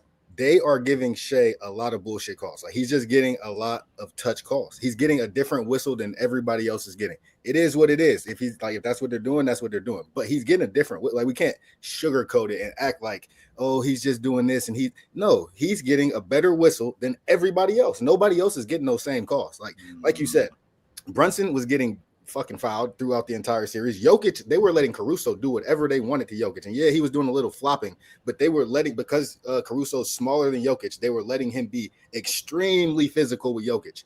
And he wasn't getting nearly any of these calls. Shai was literally getting touched. Like you said, literally touched. Like if you looked at Shai the wrong way last night and he fell, he was getting a call. And that is not how the rest of the playoffs has been getting called. So if I'm a fan of Minnesota and I'm watching this, I'm like, this is not fair. This is not fair. But Jay, is this a game to game thing, or is this something that's completely throughout the playoffs? Because to your point, Joe, I mean, James Harden in the 8 years that he played in Houston, he averaged 10 free throws a game in the playoffs. Shai is averaging 9, right? So scorers get to the stripe. Bryant had a 5-year stretch. We averaged 9 free throws a game. Scorers get to the stripe. And I think just last night, I think Shai went to the stripe 13 times, I want to say. Somebody straight 13 or again, 17. He went to the line 17 times last night. He shot 14, right? 11 or 14. He was 11 for 14. 11 okay, for so 14. he went to the free throw line 14 times. But for the most part, I think it varies because some games where he will get referees will pass on those calls, like the one where he had on the N1 that he had on McDaniels. That was weak. I'm not sure if I'm in the minority, but I felt like that was weak. I think that he got past McDaniels and he was the one who initiated the contact. I thought that was weak. The same one that he had on Anthony Edwards when he got the N1 on Anthony Edwards. Ant bumped him. I thought that was a foul. But the one where he ended up getting his feet tangled up with McDaniels, I think that's incidental contact. I don't think that's a foul on McDaniels. I don't. I think that that's a play on. I don't think that that's something that he initiated. The point that I'm making is scorers get to the free throw line, right? And with scorers getting to the free throw line, I think it's going to vary. There have been games where James Harden in the playoffs has gotten 15 free throws. Right. There have been games in the playoffs. James Harden had, I think, if I'm not mistaken, Joe, you're the numbers guy. You can straighten me out with this. I think 3 of the 8 years that James Harden played in Houston, he was a double-digit free throw shooter in the playoffs. So scorers get to the free throw line. Scorers definitely get to the free throw line, and that's SGA's game. Like that's part of his game is getting to the free throw line. And you're right, it's going to vary. Like he's not going to always get all those calls. Sure. But it's game 1 of the Western Conference Finals, and he did get all those calls, and they were weak. It's like it's not even the fact that he shot 14 free throws; it's the calls that he got. We're watching the game, and I'm watching. I'm like, yo, that's not the same calls that other players are getting. That's all I'm saying. Is like if you watch that game and you saw the calls he was getting in the free throws that he got to shoot, other superstars are not getting those same calls. We could do the same thing with Brunson. James, I think Brunson gets some calls that can be questionable sometimes. And SGA on another level. But then there's also games when Brunson has to play through contact. There's games when Brunson has to play through contact, and you're like, yo, that's a foul. Why are you not blowing the whistle? Bruh, Brunson had to fight for his life against the Pistons. Brunson is 6 inches shorter too. Like, what are we doing here? He had to fight for his life to get out of Detroit. Nothing. You still a foul is a foul. Just because I'm 6'5" and I'm going to the rim. A foul is a foul. So call the fouls. And when it's not a foul, don't call it. He wasn't getting fouled. Say that again, Jay. I said you just described how SGA wasn't getting fouled though. Well, that's what I'm talking about. This is what I mean when I say it's game to game. Because then there's games like I want to say it was game 2 against the Knicks. Brunson, we look like we was at Rucker. We look like we was at Rucker Park and yo, call your own fouls. That's what it looked like. But then I want to say it was game 4 in the Garden. Like he was getting a whistle. So it happens. Has anybody gotten those type of calls this playoffs? Can you name anybody? Jimmy Butler. You think Jimmy Butler got those type of calls? Jimmy Butler has the best whistle in the NBA. In which game did he get those type of calls? I have to go through it. I can't Okay, tell you. I can't tell you. What I can tell you is from watching Jimmy Butler. Jimmy Butler 100% gets to the strike. Jimmy Butler's yeah, but whistle regardless, it's levels to it though. Like Jimmy Butler, yeah, he can get those calls, but Jimmy Butler's not going to get. Whistle is generational. Yeah, and that could be the case. Like but the SGA's role, I shoot 27 shots. I got the ball in my hands all game. Like it's a different level to it. And my thing is, it's like, I mean, SGA was getting locked up last night. Let's just start with that. Can we call it what it is, Ron? They get boxed up. They did a really good job. Shai has played one more game than Jimmy Butler and shot 30 more free throws.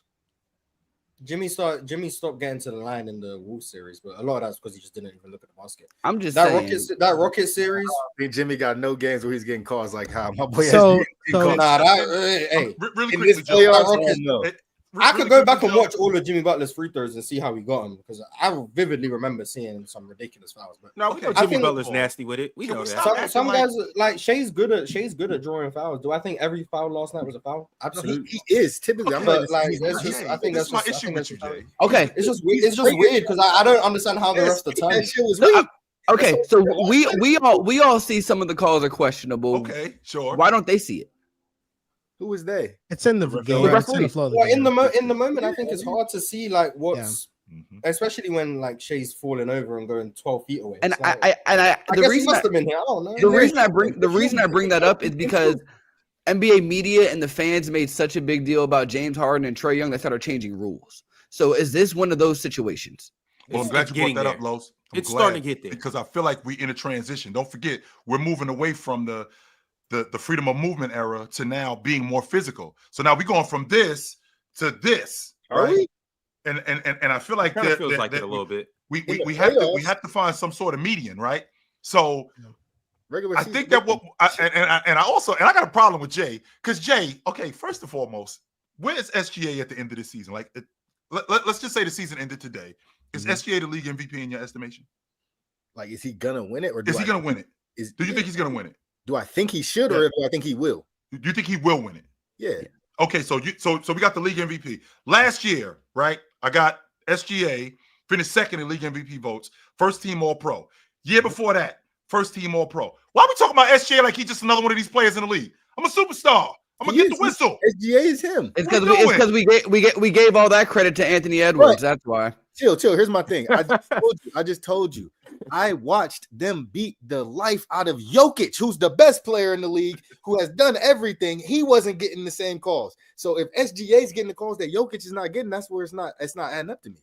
So SGA is a superstar. He deserves all his calls. This is the comparison between Harden and Shai. Harden in his years in Houston, in the regular season, he had a 52.5% free throw rate. Yeah. In the playoffs, that dropped to 46.1% free throw rate. So a 6% drop off. Big deal. For SGA in the regular season over the last 2 years, he's had a 41.9% free throw rate in the regular season. And in the playoffs, he's had a 39.7% free throw rate. So it's gone down like close to 2%. Not the 6% from Harden, but it has gone down. So I think number one, like whenever we have these conversations about SGA, I think people often try to take it as like people are taking away from his greatness. Shai, get into the line or not get into the line, regardless, is an elite level player. And he is great at drawing contact. And that's why it is so hard to officiate him. And all the driving numbers back up how much free throws he should be getting per game. And if you look at amongst all 30-point per game scorers outside of Steph Curry, all of them have got into the line more than Shai. So Shai historically amongst all 30-point per game scorers isn't even getting to the line as much as those guys.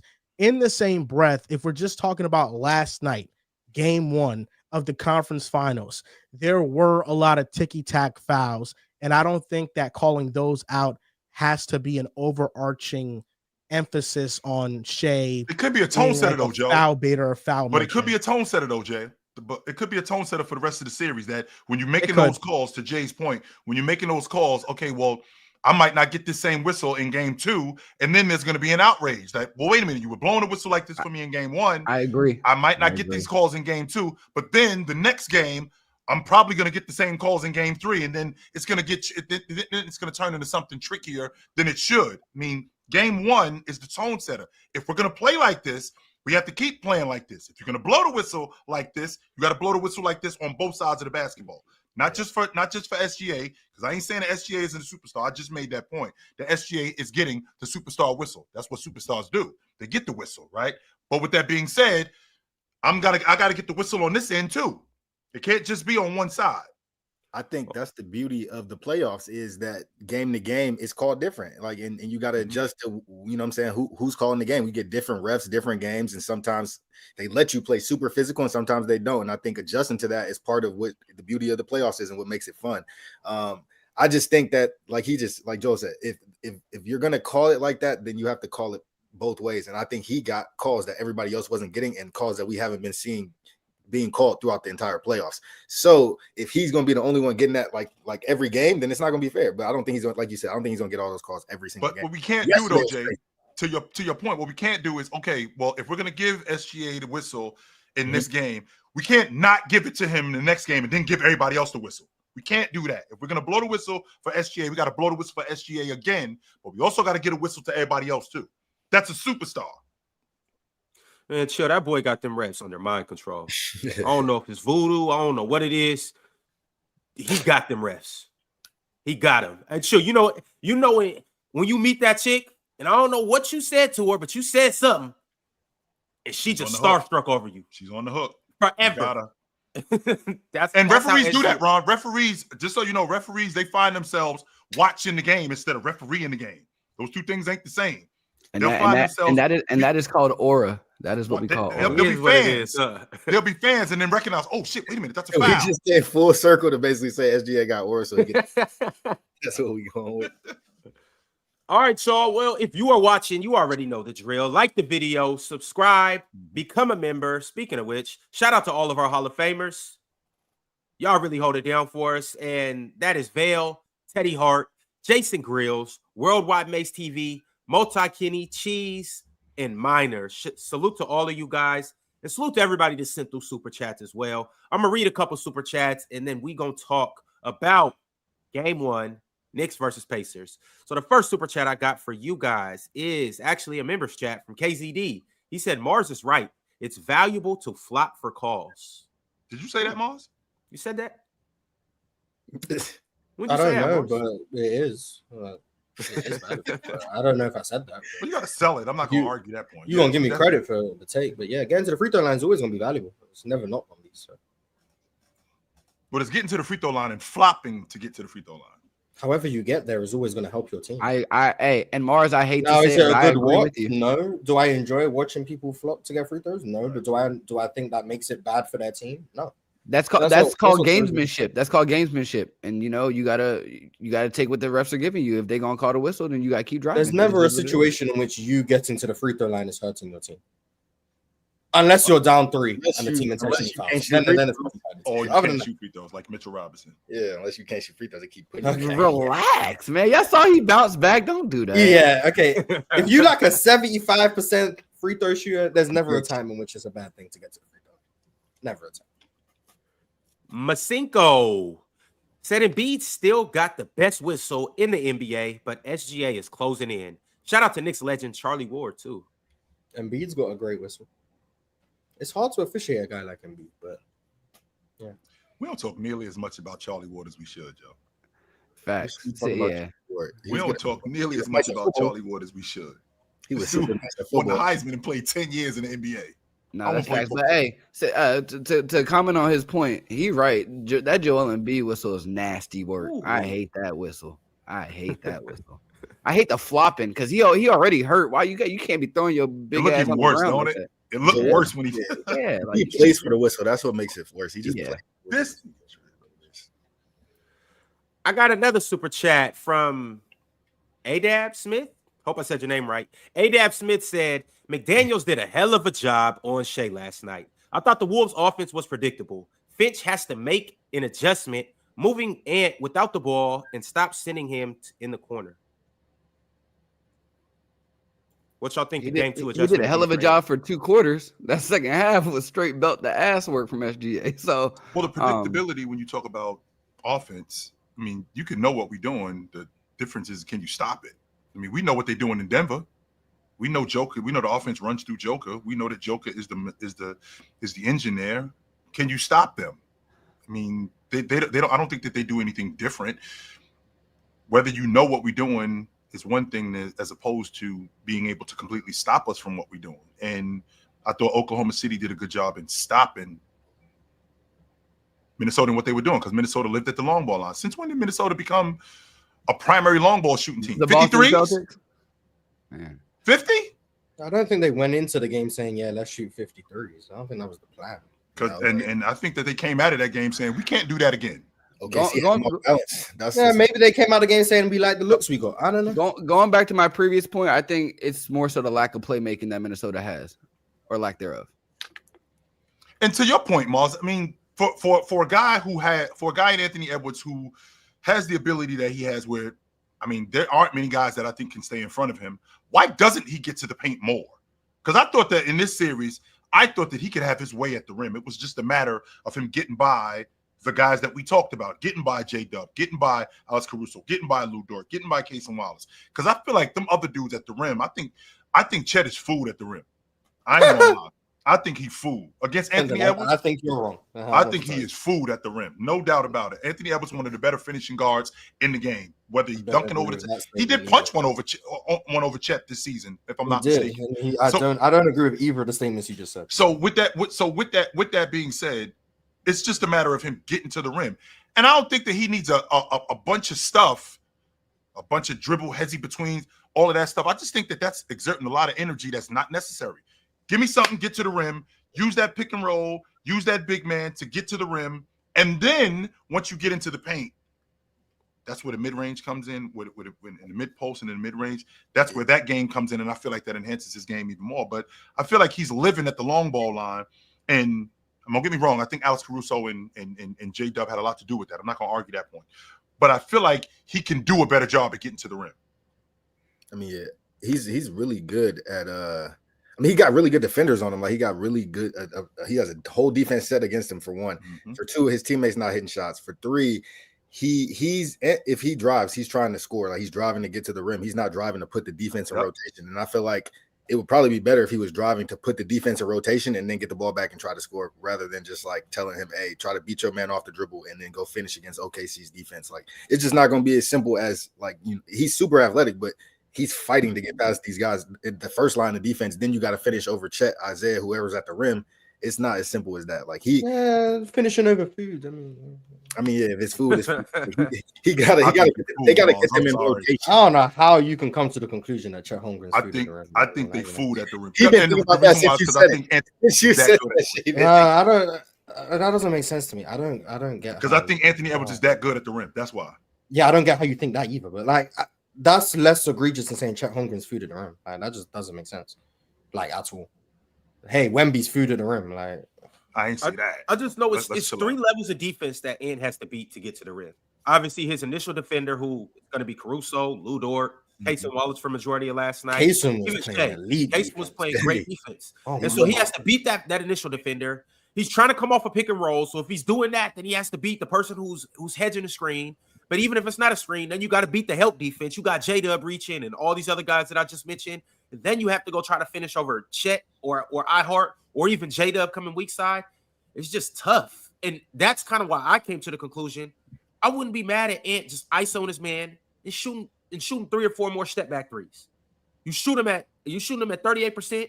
I don't know what exactly his step back 3 rate is, but I know he shoots them pretty good. During the season, he was at 40. During the regular season, he was at 40% of step back threes. Well, step back threes? Yeah. Hey, chill. Just make your life a little easier. Don't go roll your ankle. Shoot a couple more threes. This series is going to be a short series if we living on Ant shooting step back threes against Oklahoma City. 40%. Even if he is shooting, I think that is the best look he's going to get consistently. Then that means it's going to be a short series because he ain't shooting 40% on step back threes against Oklahoma City. Anthony Edwards is shooting below 50% on layups in the playoffs. It's going to be a short series. Anthony Edwards is shooting below 50% on layups in the playoffs. And he can still finish at the rim. That's that generational shit. It is. No, that's food on Chet, though. Yeah, that's food on Chet. Facts. Mm-hmm. All right, Big Mac 2K. Speaking of somebody not being food, Big Mac 2K said Rudy Gobert has the coordination of a newborn giraffe. There's sometimes when I look at Rudy, I think that's disrespectful to newborn giraffes. All right. Okay. Best defense generation, right? I feel like I'll be fighting for my life when I come up here defending Rudy. And you just don't need to defend his offense. How good is Rudy? He's amazing defensively. Is he? Amazing. Yeah, he's amazing the best defensive player of this generation. No, that's Draymond Green, but he's amazing defensively. Okay. He's at second though. Maybe third, I don't know. But like he's top 3. I guess. Just offensively, he sucks. Damn. Jogza sent through a super chat and said, "What's good, y'all?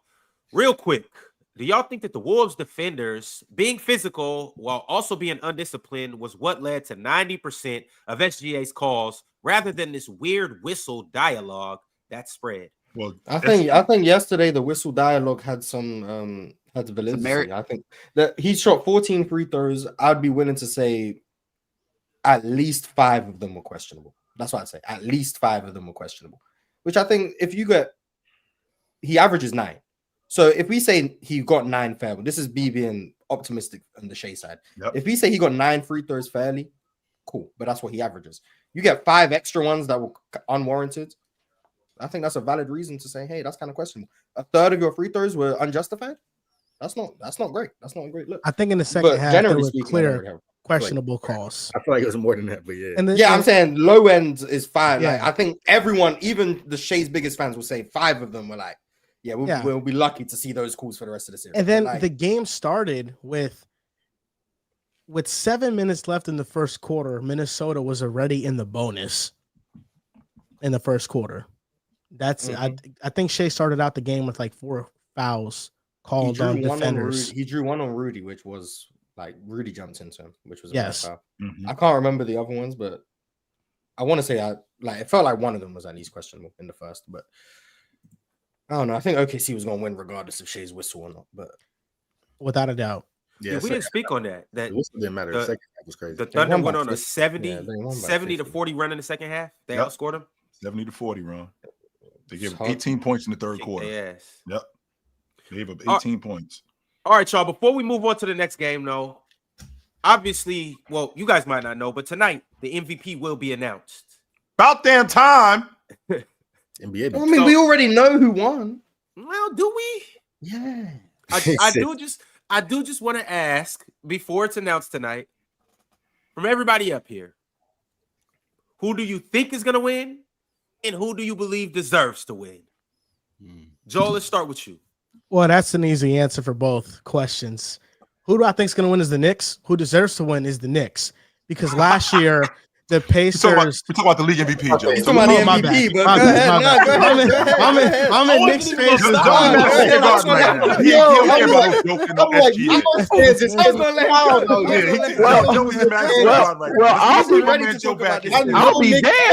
I'll be damned. The Knicks is winning the MVP. That's new. Yeah, the Knicks MVP. Hey, Joel, you can hit me up after, but we can start our own little pod together. No Knicks fans was As you were saying, Joe, SGA and Joker. Okay. And Giannis is top 3. Yeah, Giannis is in the conversation too. Oh, man. Okay, I'm in conference finals mode. Yeah. I think Shai deserves to win, and I think he will win. I have him winning MVP. I think it should have been that way all season. I think in the regular season, Shai not only matched Jokic's offensive impact, but I think he was a far better defender. And even though Denver turned up their defense in the playoffs, and Jokic was a good defender in the playoffs, I will give him that. In the regular season, he was a weak defender, and Denver had a bottom 10 defense all regular season. So I look at Shai's two-way impact and the fact that he matched Jokic's offensive impact, and then it was great defensively as well. I'm going with Shai as the MVP. I think deservedly so. Who you got, Jay? I mean, to be honest, I think Donovan Mitchell should get the MVP for having to deal with all them bums he got to deal with on his team. But not being real, I'm gonna say SGA is gonna win the MVP. I already said that earlier. SGA is gonna get the MVP. I mean, to be honest, I think Jokic deserves the MVP when we look at Jokic and what he did this year, and this probably being his best season. It's just going to be weird to look back at his career and say, hey, this was your best season, but you weren't the MVP this year. I think he's the MVP, bro. He's averaging 30, 13 and 10. Like, that's incredible. And he's a center averaging 10 assists. That to me is the MVP. So like 44% from 3, something like that. Like Jokic, what Jokic did this season is like unprecedented. Like, we might never see it again unless he does it, which he might do again next year. But like, it's incredible what he does. So I got to go with Jokic as my MVP if I had a vote, but SGA is more than deserving. And you could have said SGA could have won it last year. So like, I get the whole, like, SGA deserves an MVP, and he, OKC had the best record in the West, and he's playing incredible defense. He's been insane on defense and playing both ends of the floor. So there's no, like, SGA doesn't deserve MVP, but I just think Jokic, like, historically, when we look back at this shit, it's like, what is that? Like, that is not real. All right, Mars. Shai's gonna win it. He was gonna win it from like January. It was, I think, a foregone conclusion. Jokic was my MVP. If I had to vote, I would have voted for Jokic. I think he was the best performing player in the regular season this year. It's funny, I think the 2 best regular seasons Jokic has had are going to be the 2 he didn't win MVP in 23 and this year. I think those are the 2 best seasons he's had, and he's going to come second in both of those years. And by most accounts, he's seen as the best player in the NBA. So I find that funny. But yeah, I think Shai's going to win it. And I think Shai has a very nice typical MVP case, which is why I don't really care. I don't have a problem with it. But if it was up to me, yeah, Jokic would be the MVP. All right. Yo, who you got, Los? I'll keep it short and sweet, bro. I had Jokic as deserving. He deserved to win MVP. Like everybody else on the panel said, numbers was out of this world. We ain't never seen a big put up that kind of line night in, night out. Shai let a young team. He was the best player on that young team. He was consistent night in, night out. You knew what you was getting from Shai. So it can go either way. I believe Jokic should have won it. Shai probably is going to win it. Especially it's hard to give Jokic the MVP after the playoff series too. Like that would just be insane, right? So I go SGA. Chill. Mars thinks that this is going to be Shai going away. I think this is going to be one of the closest races that we've had in the MVP in a long time, Mars. I mean, I think you're going to be shocked at the voting. I think you're going to be very shocked. Yeah, There's what 101 voters. Yes. I think you're going to be shocked when 77 of them have Shai. I think you're going to be shocked. And I would be, to be honest with you, even though I do think that Shai is the league MVP. I think the winning is the separator. I mean, they won 68 games this year. I think Shai, he only missed 4 games this year, something like that. Three or four games It this wasn't year. a lot, yeah. One more time. It wasn't a lot. I'll get you there exactly. I think he missed 3 or 4 games this year. He missed 6.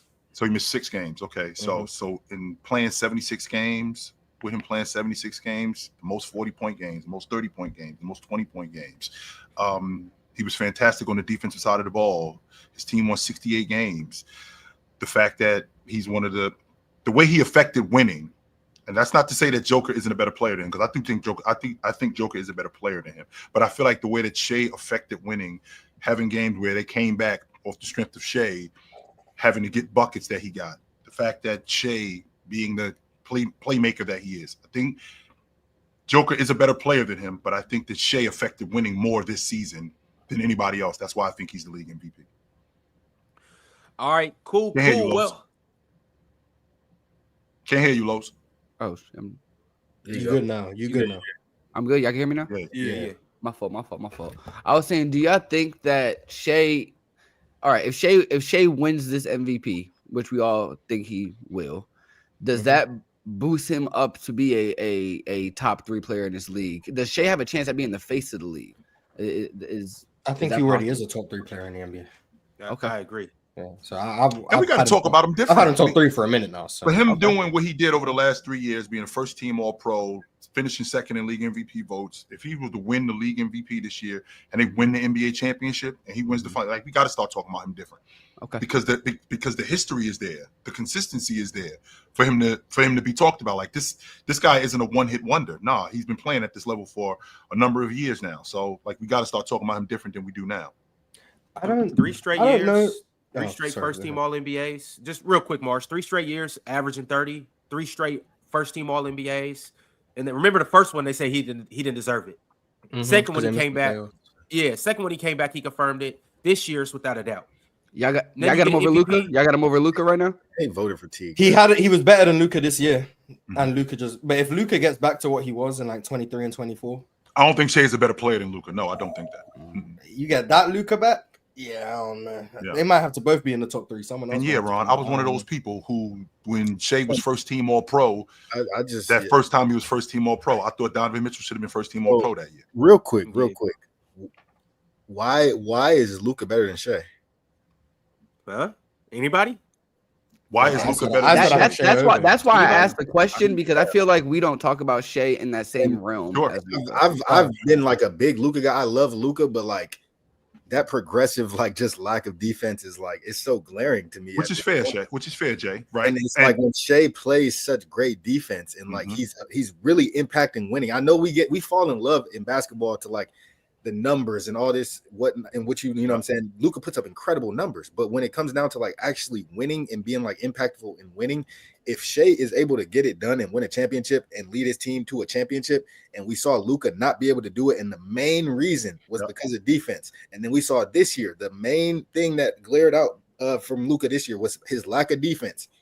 How long can we just like overlook his defense because he's so good on offense when there's other players that are great on offense and defense? Like Shai is a great 2-way player. Yes, he is. Why is Luka better than him just because like it's great. Like we love I this. think you guys are overstating how good defensively Shai is, but he obviously does. I was I'm about, not even that's what I was saying about to he's go like with this. You know, No, he does. He does play. He does. such No, a bad he defender. does. He does play Luka, Luka. bro. He Like, does he was play like, Luka, but I like think- great two-way player. Just like I think Luka had a down season.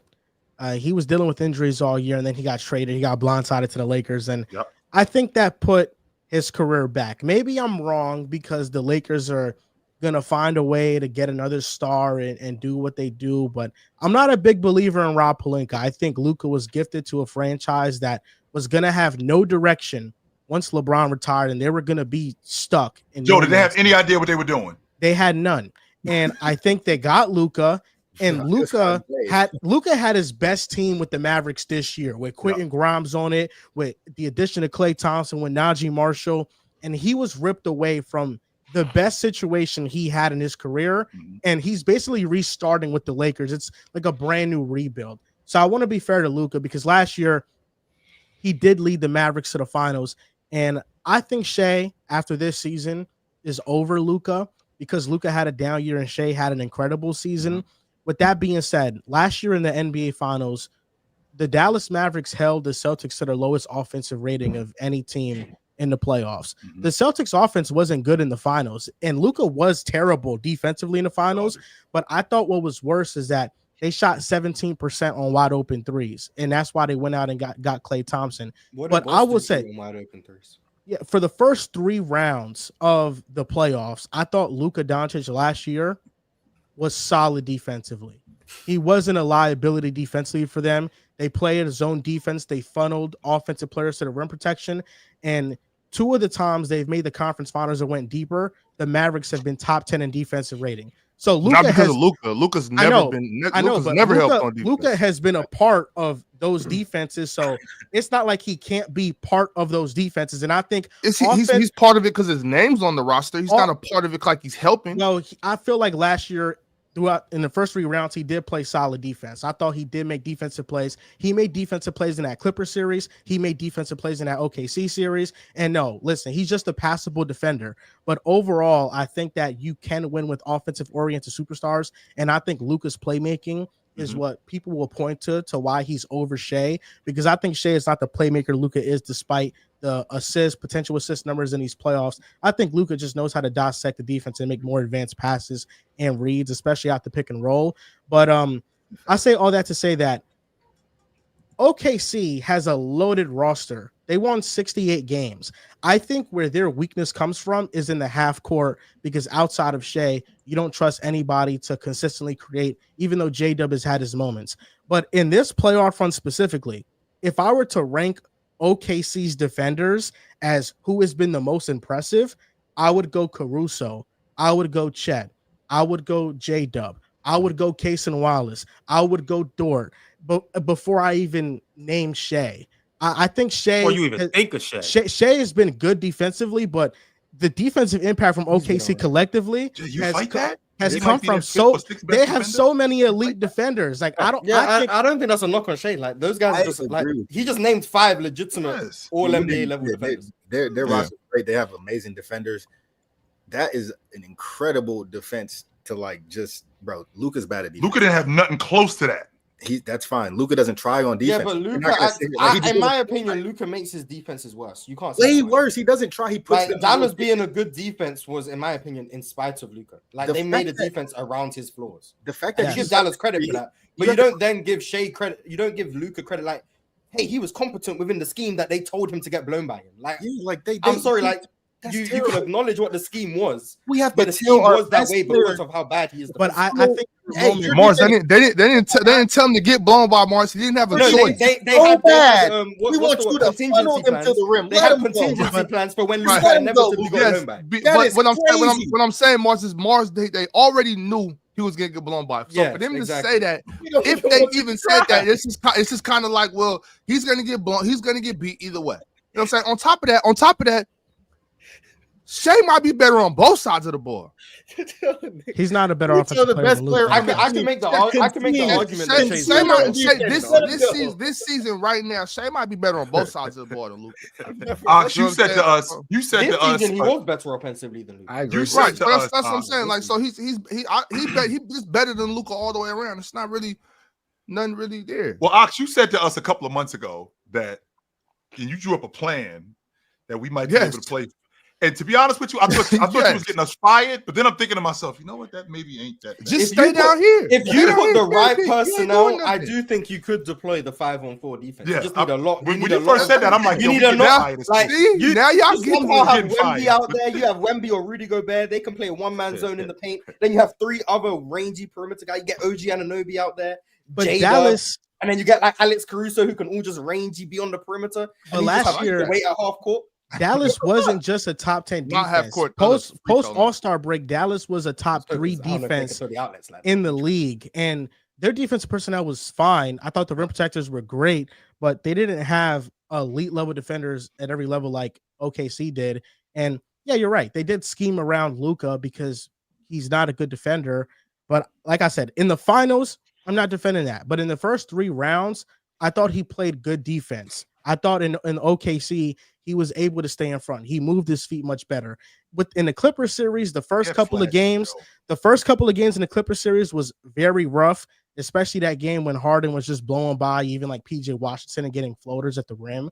But then over the last couple of games, they locked in, and Luka played good defense as well. So I think that with any of those offensive-oriented superstars, whether it be Jokic, whether it be Luka, whether it be Dirk Nowitzki in the past, they're not exceptional defenders, but you have to scheme around them.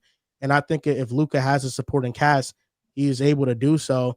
And that's why it kind of pissed me off that Dallas traded him, because I think that he finally got his best roster, a roster that could consistently compete at the top of the West. And then he got traded and he was blindsided. Jay, isn't there an exception? And I always bring up exceptions. Like Curry is an exception, how good he is offensively. Like Magic is an exception, how good he is offensively. Can I make that same case for Luka, how good he is offensively? That now, don't get me wrong. I don't think he should be that bad. Offensively, yeah, it depends on what the conversation is. I think there's too many elite wings for us to get to make an exception for him. There's too many elite wings in the NBA right now. He has to guard somebody. None of them dudes are as good as he is on the offensive side of the basketball. How big is the gap offensively between Luka and Shai, in your opinion? Offensively? Yeah. Marginal. The best version of Luka, I think there's a step. There's a step. Because of the playmaking. So that probes the question. And that gap is enough to say Luka's an exception for the defense? No, and that's my point. That gap is big enough for me to say I'd rather have him on my team to lead a championship if we got similar personnel. But here's my thing though. Luka clearly took a step back this year. And I'm not. So we don't know what Luka we got. Do we have the best version of Luka? Because if not, as of right now, based on what we've seen over the 82 games and in the playoffs, SJ's just better. That's fair. Luka don't look like I just don't think the offensive gap is. I don't think the offensive gap is that like. And Luka's not about to gain interest in playing defense. Like, it's not like he's gonna just wake up one day and like, oh, I'm about to play more defense. Like, no, he is who he is. He's not about to play no defense. He has accepted that I am going to funnel whoever to this rim. I don't care if there's no rim protection behind me. You funnel to the rim. That's how he plays defense. Jay, are there other teams that look at Luka and go, yo, he's full? Who do you guys think is the best scorer? Yes, people are picking on Luka. That's what I'm talking about, Luke. Are there teams that when they play against Dallas, everybody picks on Luka? That's the strategy. When things get tough, we're picking on Luka. Fourth quarter, where is he at? Come set me a pick. You play. To be fair, that they are also going for Shai. It's just. Also, I got different. But wait a minute, though. It's also different. He doesn't just want people blow by him. The reason why we going after Shai is because we don't want nothing to do with these other 5 pit bulls that they got over here. Besides the point, they're talking both of them, and they don't pick on Shai nearly as much as they pick on Luka. And higher strategy. For sure. And OG, you mentioned Steph. I think Steph is a very underrated defender. Yeah, I think he'll compete on the defense. Yeah, he tries. Getting picked on how Luka gets picked on. I've never seen a superstar get picked on how. But I will say this, even with Dallas creating this scheme to hide Luka's flaws, last year in the playoffs, their defense with Luka on the court was elite, and with him off the court was terrible. Just saying. Joe, we're not doing that, Joe. Hell no, we're not doing that, They Joe. put Luka on the court. In your power. We're not doing that, Joe. They run majorly defensively slanted lineups with Luka on the floor. But a big part of Luka's value is that he can still generate good offense with defensively slanted lineups. But I'm not doing that on-off stuff. Hell no. My issue is. Oh, go ahead. No, go, Morris. My issue with the Luka stuff is I think Luka last year versus Shai of this year, I think is a real conversation. I don't think the offensive gap is that large, though. I will say that. But my issue is to Joel's point about last year in the finals, Boston's offense was the worst it was, and against Dallas as opposed to every other team. But then if Luka's main value is offense and Dallas's offense struggled majorly in the finals, is that not an indictment on Luka? It is.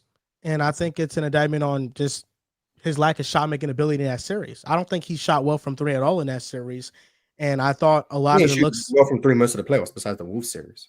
Yeah. And I think in the finals, he got the shots he wanted.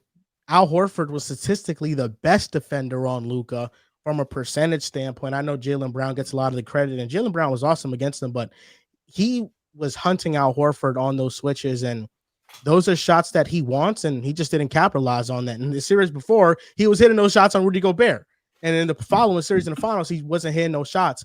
So I think it's a part of it, but at the same time, when he's generating double and triple teams and he's passing it out, and Boston is leaving certain players open from three because Dallas's shooters weren't that good. They got to hit their open shots too. I think it's no different than last year in the OKC and Dallas series. I think Shai played better than Luka in that series. I thought he was statistically better, and I thought he dominated the game more. Dallas was just able to make more timely plays in that series, and Shai had a bad foul against PJ in Game 6 that basically sealed it. So he made a mistake there, but shout out Kyrie. In that series, I thought Shai was exceptional, and the problem in that series was even though he created so much gravity on offense, when he was passing it to his open shooters, they weren't hitting shots. So their offense also took a noticeable hit because their players weren't hitting their shots. So I think it's fair. The offensive value wasn't there in that specific series, but I'm willing to bet more times than not the offensive value for Luka will be there, and that's why I'm so high on him. Yo, I don't know how we got here, but since we're here, Mars asked a great question, and I want everybody to answer this. Who's the better scorer, Shai or Luka? Who y'all taking? At their peak, I'm taking Luka. If Luka's at his best, I'll say Luka's a better scorer. Even though Shai might be a little bit more efficient. I'm taking Shai. I'm taking Shai. We talking about. Go ahead, bro. My bad. No, go ahead, bro. Go out. I think it's. I was just gonna say we talking about today. I don't know about that. Today I'm taking Shai. At my peak shit, I'm talking about right now. Today, Wednesday, May 21st. I'm taking Shai Gilgeous-Alexander. Me too. Every aspect of basketball. Well, today is Shai because he just puts more pressure on the rim than Luka. 100% he does. But I think Luka did that last year too. Yeah, but I think Luka did it though. I'm saying Shai puts more pressure on the rim than Luka did last year as well. Really? Luka hasn't put as much pressure on the rim since his second year in the league. Statistically, when you look at the driving numbers and driving frequency, but I think Luka being able to take double-digit three-point attempts and shoot close to 40%, he's around 38% on them, and being able to be as good of a mid-range shooter he is, I think him and Shai are similar. And although he doesn't drive as much as Shai to the rim, Joe, stop right Luka's there. finishing numbers are great too. SGA and the mid-range are not the same. I think no, they're not similar. No, they're not. Yeah. No. Shai is a much better mid-range shooter than Luka. Luka likes in the mid-range though. Luka cool, Ron, you're right, Ron. Luka makes a lot of plays out of the mid-range, but he's not the scorer SGA is in the mid-range. No, he's not. He still can get to it though. He can get to it. I'm not gonna argue that point, Ron. But just from a one dribble pull up, just from a step back, no, he's not. Punish your ass in that mid-range. He's not what Shai is in the mid-range. Oh, if Luka gets it going, the ceiling of Luka's scoring I think is higher than Shai's. That's what I'm saying. Luka can go off for a 70-point game, 60-point game. those type of things. I think that comes because he ain't playing no defense. He got. I think it's because he asked who's the better scorer. If Luka will have games where he can shoot 14 threes and make 8. Like Luka can have that type of game. Shai's not that type of scorer, so I think Shai's floor is higher. Like Shai can routinely just get you 25, like on a game-to-game basis. Like Shai's gonna give you 25, 25, 25, blah blah blah. But he's not gonna get you the same explosive outburst that Luka can give you. So I guess it depends which one. But like Luka can give you more explosive outbursts than Kevin Durant can. So looking over the last 4 years, you think Luka's better scorer than KD? No. No. Over the last 4 years, I heard you wrong. I thought you said he was a better scorer than KD. But today or just right now, today he's still not a better scorer than Kevin Durant. Luka's a better. This season, I would actually have the conversation about who was the better scorer between KD. I would take KD. But like historically, KD like clears. Like we agree, right? Looking at the last 4 years in the mid range, SGA this year 51%, last year 51%, the year before that 46%, the year before that 44%.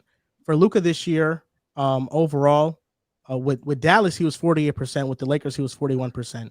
The year before he was 50%, the year before that he was 52%, and the year before that he was 45%. About even. Numbers sound pretty similar, right? Yeah, about even. Right? Those numbers sound pretty similar. So I think they are. I think the separator is just a 3-point shooting. That's it. I think that's the biggest separator. The volume that Luka takes it at. Like what Mars said. I think Luka is more capable of like having those blow up 40+ point games because he can just have back-to-back possessions where he's just nailing threes. And there's nothing you can do. The separator's I don't think the separator is just at the long ball line. I think it's on the box too. I think Luka is much better on the box than SGA is. I think he's better on the box. Even though he doesn't post up as much as I would like him to, Chill. And that's because of this season. To Ock's point, this season, May 21st, 2025, SGA has definitely been better. Yeah. But when I'm talking about Luka, when Luka is on top of his game, and when Luka is rolling. I'm throwing the ball into Luka in the post. I'm throwing the ball to Luka at the elbow. I'm throwing the ball to Luka in the mid-range. I'm giving the ball to Luka operating on one-on-one. Yeah. I'm giving Luka and there's many more opportunities for Luka to score. Luka got it going. Just give him the ball. Let him do whatever he wants. Shai gets to the rim much more than Luka, but these are the finishing numbers. Shai is at 70% this year. Last year, 69%. The year before that, 64%. I'm just going to do the last 3 years. Yeah. Luka this year, 77% in Dallas, 67% with the Lakers. Last year, he was 76% at the rim on 264 attempts. And the year before that, he was 72% at the rim on 310 attempts. You didn't say SGA's attempts. Okay, SGA's attempts last year was 450. So 450 compared to Luka's 264, and the year before that, 2% difference. You said 1% difference. That's insane. Yeah, around there. Yeah, and then SGA 3 seasons ago, 496 rim attempts, and Luka had 310. To almost 200 more. Shai's getting to the rim much more. So for him to have those percentages on that type of volume is really impressive. Yo, what I do want to say though about comparing these two scores. Y'all made Shai's a bad free throw shooter too. I just if I need one bucket and I got one of these dudes ISO'd, I trust Luka more. Hell no. If it's a pick and roll, I trust Luka. Luka's more clutch too. I trust Luka to get it done more. Like, we're not gonna. I can't fight that. I'm good either way as far as that goes. Last shot, either one of them, whoever closer, one of y'all get the ball. I'm not. Shai don't get me a good shot. Luka gonna settle for that side step 3, man. But Shai might fall in love with foul baiting though. He's cold blooded. Like he is crazy. Like we're not gonna act like Luka's not. We can leave the foul baiting out of this. Luka is foul baiting crazy. Luka does it too. Let's just leave foul baiting out of this. We know these guys are we talked about generational talents. These are generational foul baiters. Right. Okay? Luka does it too. Let's not make it sound like Luka don't. I mean, who has more game winners in their career? Is it Luka comfortably? I think it's Luka comfortably. At least I remember more moments from Luka, with just game winners. Game winners, walk off, especially in the playoffs. Game winners, game tires, clutch shots. I'm assuming Luka is walking away with it. I'm good either way. I'll actually would probably lean towards Luka in that scenario, Ron. Especially if Luka get the switch on a big and he get the cussing in his language, like give me Luka. Okay, can I ask this too? Because this kind of threw me off too with this MVP race, and I know that's how we originally started. Have we become numb to the triple double? I don't. Yeah, 100%. Yes, I sure 100%. hope not. We did. And I I'm hope just he saying has, because but- It depends on who gets them. I'm gonna tell you why we become numb to the numbers triple don't double. mean that anything. logic right there, Because bro. Caitlin Clark starts the season off getting a triple double. Oh, with And the, with on the stat another pattern? pod- Yeah, with the and stat on That was pattern. another that was podcast- incredible stat pattern. Amazing. stat pattern. Regardless, and on another podcast, the words that they said was the WNBA players got to get better. Because now Caitlin Clark is second all time in triple doubles. Third. Yeah, but she has 3 and she's third all time. Yeah, but I'm saying though, that doesn't I'm mean sorry. that doesn't mean that WNBA players need to get better. That just I means agree. that you I agree. shouldn't That be doesn't mean getting. they need to get better. That just but, means like, that 3 is triple great. doubles are hard to attain. That's what I'm saying. To Jay's point, like Jay says, it depends on who's getting them. Jay, I don't think you understand a triple double. I'm almost in every play of the game. No, I'm not saying I'm involved in saying almost that's how people everything look at going it. on in the game. And to I'm- average that in a season. No, yeah, I To get it. And then average Russ it- did to that average 4 it is times in crazy. 5 To average years. it is crazy. Yeah, once Jokic getting them is I'm easier just now saying, in the NBA now. Jokic damn near averaged 30, 13, and 10. Like, When and Jokic that gets doesn't. doubles, people is just like, oh, ho hum, like you get them all the time. Like when Westbrook was getting triple doubles, it was like it was watered down. That's why I had to. We become numb to it. But when other people it's- get triple doubles that don't Triple get them all doubles the are time, it's like, easier oh my to get god, now this than is the game he ever. had. Like, that Why is it just- easy? Yeah, but Mars, it's never no matter what, Mars, a triple double It's is not never easy. easy, bro. It's Yes, never it's not easy. easy. And I know that's not what you said. I know that's not what you said. I'm just saying, like, bro. But that's said why it's easier to get that's why now. it's being, I He said guess, it's easier to watered get down now. because it's Yeah. easier to get. Yeah. Hey, Los, It's we easier ain't now even getting high off to triple do doubles this. no more. That's that little more than roach that you find in your ashtray. Like Hey, it ain't doubles nothing from like anymore. 2000. We ain't even getting a buzz That, off a triple double. Ron, so you Hey, you not getting no buzz. I'll figure out how to get some out that roach. you telling me that the triple double is the joint is the roach that you smoke while you rolling up your morning. Okay, The one you okay. smoke with Ron, the that's- tweezers too. No, That's all Ron, it that's is. crazy, bro. That's crazy. I would assume it's That just was because the terrible, rebounds are longer. Wow. That's it. Triple doubles are still Nobody's tough. living like that. Nah, it's Reggie. I mean, rebounds are longer, so that gives guards more license to get rebounds. Then you've got just the fact that people want their guards initiating offense, so guards getting rebounds becomes more valuable. I just feel like that the Jokic is Hold on, triple double. Los, hold that And thought, then hold that thought. you've got the rise of heliocentrism. So you've got one person.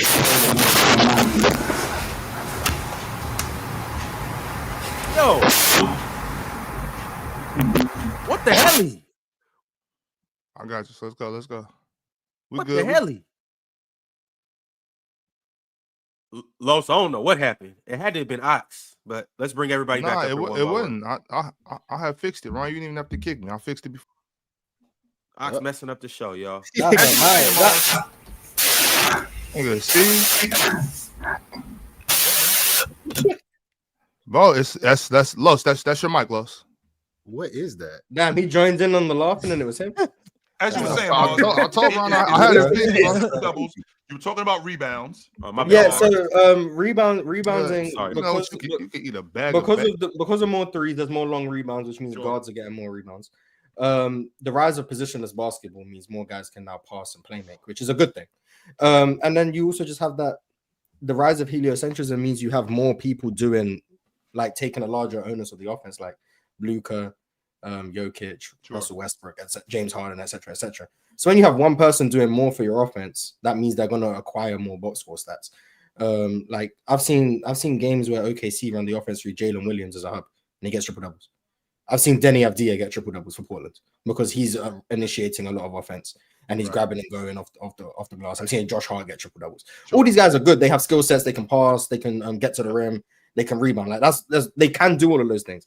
But getting a triple double just means less now than it did 20 years ago because of the way it's easier. Is getting a triple double, to your point, Mars, is getting a triple double mean less or averaging a triple double? Because again, you said Danny Advia could get you a triple double. Averaging a triple double is going to be ridiculous regardless. This is what I'm talking about because averaging it is different than getting a triple. Getting triple doubles is because easier to do now than ever. When you have guys like Josh Hart, Josh Hart can pull down 14 or 15 rebounds in a playoff series, but to average 10 rebounds as a guard, to average 11 rebounds as a guard for a season, and it's not I'm getting 10, 11, and 10. No, this is 30, 12. And what they're and doing 11. is ridiculous. But Jokic isn't the best in the world because he averages 30-point triple double. Like he could average 9.4 assists instead of 10. He's still Jokic. Like sure, the extra assist doesn't make a difference. He's gonna average double-digit rebounds regardless. Like that's what's gonna happen. He's gonna average double-digit points. So the assist is the one that's like is he going to average a triple double or not? Like in 23, he averaged 9.8 assists. Him averaging 10.1 or whatever he averaged this year didn't magically make him way better. Like it's just he got 0.4 more assists. Congratulations. So like the obsession with round numbers and all those things are cool, but like I wouldn't be surprised, and I'm not saying he will. I wouldn't be totally blown away if Josh Giddey averaged a triple double. That wouldn't surprise me. I hear you. Entirely 18, 11, and 10. So does that with a guy like Giddey? Josh Giddey averaging a triple double? Does it make it more watered down, I don't or is think he it just lets that nice? No. So what Mars was saying, Mars, I think all that is true. I think it's true. I don't even want to talk about the average and triple double. That's ridiculous. Just getting the triple double is still means something. Now I understand that there's some players like, for instance, like Jokic, everything goes to he touches the ball majority of the possession, so he can get it. He can get this assist still. But anyway, no matter what, getting 10 rebounds is hard. No matter what position you play, getting 10 assists is incredibly hard because getting assists, I got to rely on you to make the shot as well as me to give you a good pass. You know what I'm saying? So it like regardless of how it happens, a triple double is still hard to come by, even though the game has changed. Now, averaging a triple double, that's just ridiculous. And the only reason I think people are downplaying it is because when Russ went on one, they had to figure out a way to downplay what Russ was doing. Oh, well, Steven Adams is boxing out, letting him get the ball. Okay, whatever. Now that Jokic is doing it, they like people like me, Mars. People like me that don't want to put Jokic in that conversation. It's people like me that are trying to downplay. I'm not trying to downplay, but people like me are trying to downplay these triple doubles. I think it's absolutely amazing. I think what Jokic did, being top 3 in points, rebounds, and assists this year, is absolutely amazing. You know, and you put skills in that shit too. It's amazing. You know what I'm saying? What he's like, and I don't want to be a box score merchant right here, but you have to acknowledge that is incredible. Averaging a triple double is still mind boggling. You know what I'm saying? Getting a triple double is tough. So I want us, and if people are downplaying the triple double and saying this and saying that, we need to stand up for the triple double getters and let them know, no, that shit is tough and it's hard. And it's always going to be hard. Facts, and that's why Russ is a top 2 point guard of all time. See, hey, Ron, fuck out of here. Fuck out of here, bro. Get out of here. I mean, he did do it 4 times. The whole stat pattern thing. Mars. The whole stat pattern thing definitely started with Russell Westbrook to diminish the rebounds that he was getting. Because I remember it was a big deal made out of it when Steven Adams would just let him get rebounds. But to Mars's point, it's because they wanted him to initiate the offense. And with Adams getting a rebound and passing it to Russ, it just took more time and you weren't able to go as fast in transition. But I think Russell Westbrook, like the diminishing of him specifically comes from his playoff moments and not being efficient, like shooting under 40% in multiple playoff series. And after KD left, never being able to get out the first round. And even though his box score numbers look great, I don't think he impacted the game offensively as much as somebody like Steve Nash. Just so you know, he averaged a triple-double in the playoffs twice. MVP when he was off the floor. They had the worst offense in the league and one of the worst offenses in NBA history when he was off the floor. So that's not true, Joe. So when the second you're talking about Russ in the world, when the second best player in the world at that time leaves you high and dry, that doesn't affect. To go to the ops too, by the way, Ron. Don't just leave out. We can't act like that. We can't act like Russ never got a good team after that. Like 2017, yes. Cool. Mars. No. Mars. 2017. I'm about to say something. That team was keep going, Mars. 2017, cool. Yeah, that's a bad team. Right? I think I would agree. I think see, that team wasn't going anywhere. Sure. They then acquire Paul George. They get Melo, and Melo didn't really work out. They get Paul George. They get Melo. They had one of the best teams. And where was that team going? They were still losing. They still lost. I get you. I get you. They weren't getting out the first round. He then goes to Houston. Mars, with James Harden and still doesn't play well in the playoffs. That was a bad team. The Houston Rockets were not a bad team, but they actually got out of the first round. They beat OKC. They actually Harden and Russ were the best scoring duo on the regular season. They actually got out of the first round that year. So yeah, Ron, you played there. What did y'all predict the Rockets? Like Russ just had a bunch of terrible teams every year. Weak, Ron. Yeah, he went from being at the two bad teams. He went from being at the top of the league. He's been on 2 bad teams since KD left. He went from being at the top of the league. Being on a good team is different from being on a great team and a championship contender. He lost to Ricky Donovan Mitchell in the first round. The Pistons were a good team. Did anybody say that did anybody think they were going to win a championship? As a matter of fact, the Pacers are a good team. Who said anything about Russ winning the championship? Joel said He they just- didn't get out he- the first round. That's what he said. He ain't saying nothing about championship. In 2018. You're arguing with nothing. No one said in Russ 20 hasn't won a championship since KD left. No one in said 2018, when Russell Westbrook had Paul George and they faced the Jazz with Ricky Donovan Mitchell and Rudy Gobert in the first round. Joe Ingles? Are we not expecting Russell Westbrook to carry his team, an MVP candidate, to get out the first With round? Paul George and win. Carmelo Anthony on the no they should have beat them. Win that. no one in existence has They said, should have beat them. damn, we hold it against Russ that he doesn't have a championship after KD left OKC. No one has done that. What he said was they didn't get out the first round. And in 2018 and 2019, they had a good enough team to get out of the first round. They And could they have beat them teams. No doubt. They and could they have beat them. Didn't Russ almost shoot like 40 shots that game? He shot Russ- 43 which and like game? 45 back to that game, something like that. Because just so you And, know, got Ox in game 5 and game 6 He went out, he against- emptied the clip. against He emptied the clip. Utah. He shot 93 shots in them 2 games. But then also, Like, too, me we and could Russ got a put box in the back. we Ox. could put it We into box. perspective. 93 too, like, shots? Yeah, but like He we, shot He shot 82. He 41 shot shots, 82. and He I shot think 82. He shot 82. That's Yeah, why. yeah, but it's like- KD left, Ron. That's some tweak head shit. Like He who- shot 41 he shot shots? 82 shots He- across those who games. does that? he wasn't. He said, I'm not dealing with this shit. But No he more. wasn't. He wasn't doing that when KD was there, though. KD was getting his Not fair to share of that shots. extent. Not to that extent. But he was. KD There was. was He getting was his still. I'm he was gonna be still- honest, someone he was averaging still over looking 40 good. shots a game over 2 games. That's elite. I'm He sorry. should have never done that in his life. Empty the Like clip, if you, Russ. if, Empty the I know clip. Russell Westbrook is better than this player all time, but in a playoff setting, would you rather go with Russ or Dame? Dame. Russ. Rest 12 out of 8 times. Russ. I'm going Damian Lillard. Why? I'm taking Dame.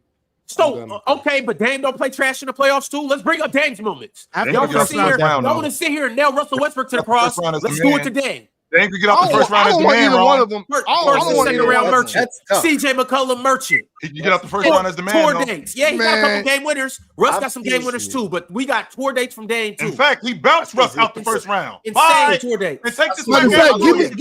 give me Ricky Rubio. Give me 29 Ricky Rubio. I don't want that one of them. 2019 Dame is better than Russell Westbrook at that point, but Russell already started declining. Ron's going to disagree with me at this point.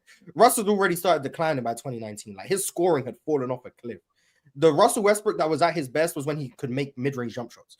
Once you got to 2019, he couldn't shoot anything. Like he couldn't make free throws. He couldn't make mid-range jump shots. Like he just couldn't score the ball efficiently to save his life by that point. So Dame in 2019 is better than Russ in 2019. So like saying, oh well, Dame knocked Russ out the play. I was like, cool, you got the best of Dame versus the Russ that's declining. Russell Westbrook from 2014 to 2017 is better than Dame ever was. Better than Dame ever was. And if you're going to hold it against him that, oh, he didn't get out the first round as the man, the only year from Russell Westbrook's peak years that he was the man was 2017. And if you're telling me you expected that team to get out the first round, then you're lying to everyone. In 2014, just because he played next to Kevin Durant, that doesn't mean he was worse than Damian Lillard. No, In I'm not saying that 2016, part. just because he No, played next I'm to not Kevin saying Durant, that doesn't mean he was worse than Damian Lillard. No. So when we're evaluating who's a better player, Russ playing next to KD shouldn't hold him back from that And conversation. nobody's saying That's like that. holding Kobe back from the conversation No. when he played with Shaq. And from So 2014 to you were yelling, 2017, they made out the first round as the man. That was what you was yelling. I all was you've yelling done at. is That's use- right, all because he all did you've beat done them. is use Let's not Russ's make it years sound like outside Russell of his Westbrook peak. had fallen off a cliff in 2019. I never said he He's fell still off. in I said he started regressing, and Dame was better than him. in by that year point. 10. Yes, he He was started still in his regressing. Everyone prime, regressed Mark. at different times. Everyone And on regressed at top of different that, times. and on top of People that, regress at different rates. Yes. yes, they do. Allen And Iverson by year 10 had started regressing. This is the same Russell. This is the same Russell Westbrook who in Houston averaged 27 a game. That doesn't mean he wasn't regressing, chill. You can regress.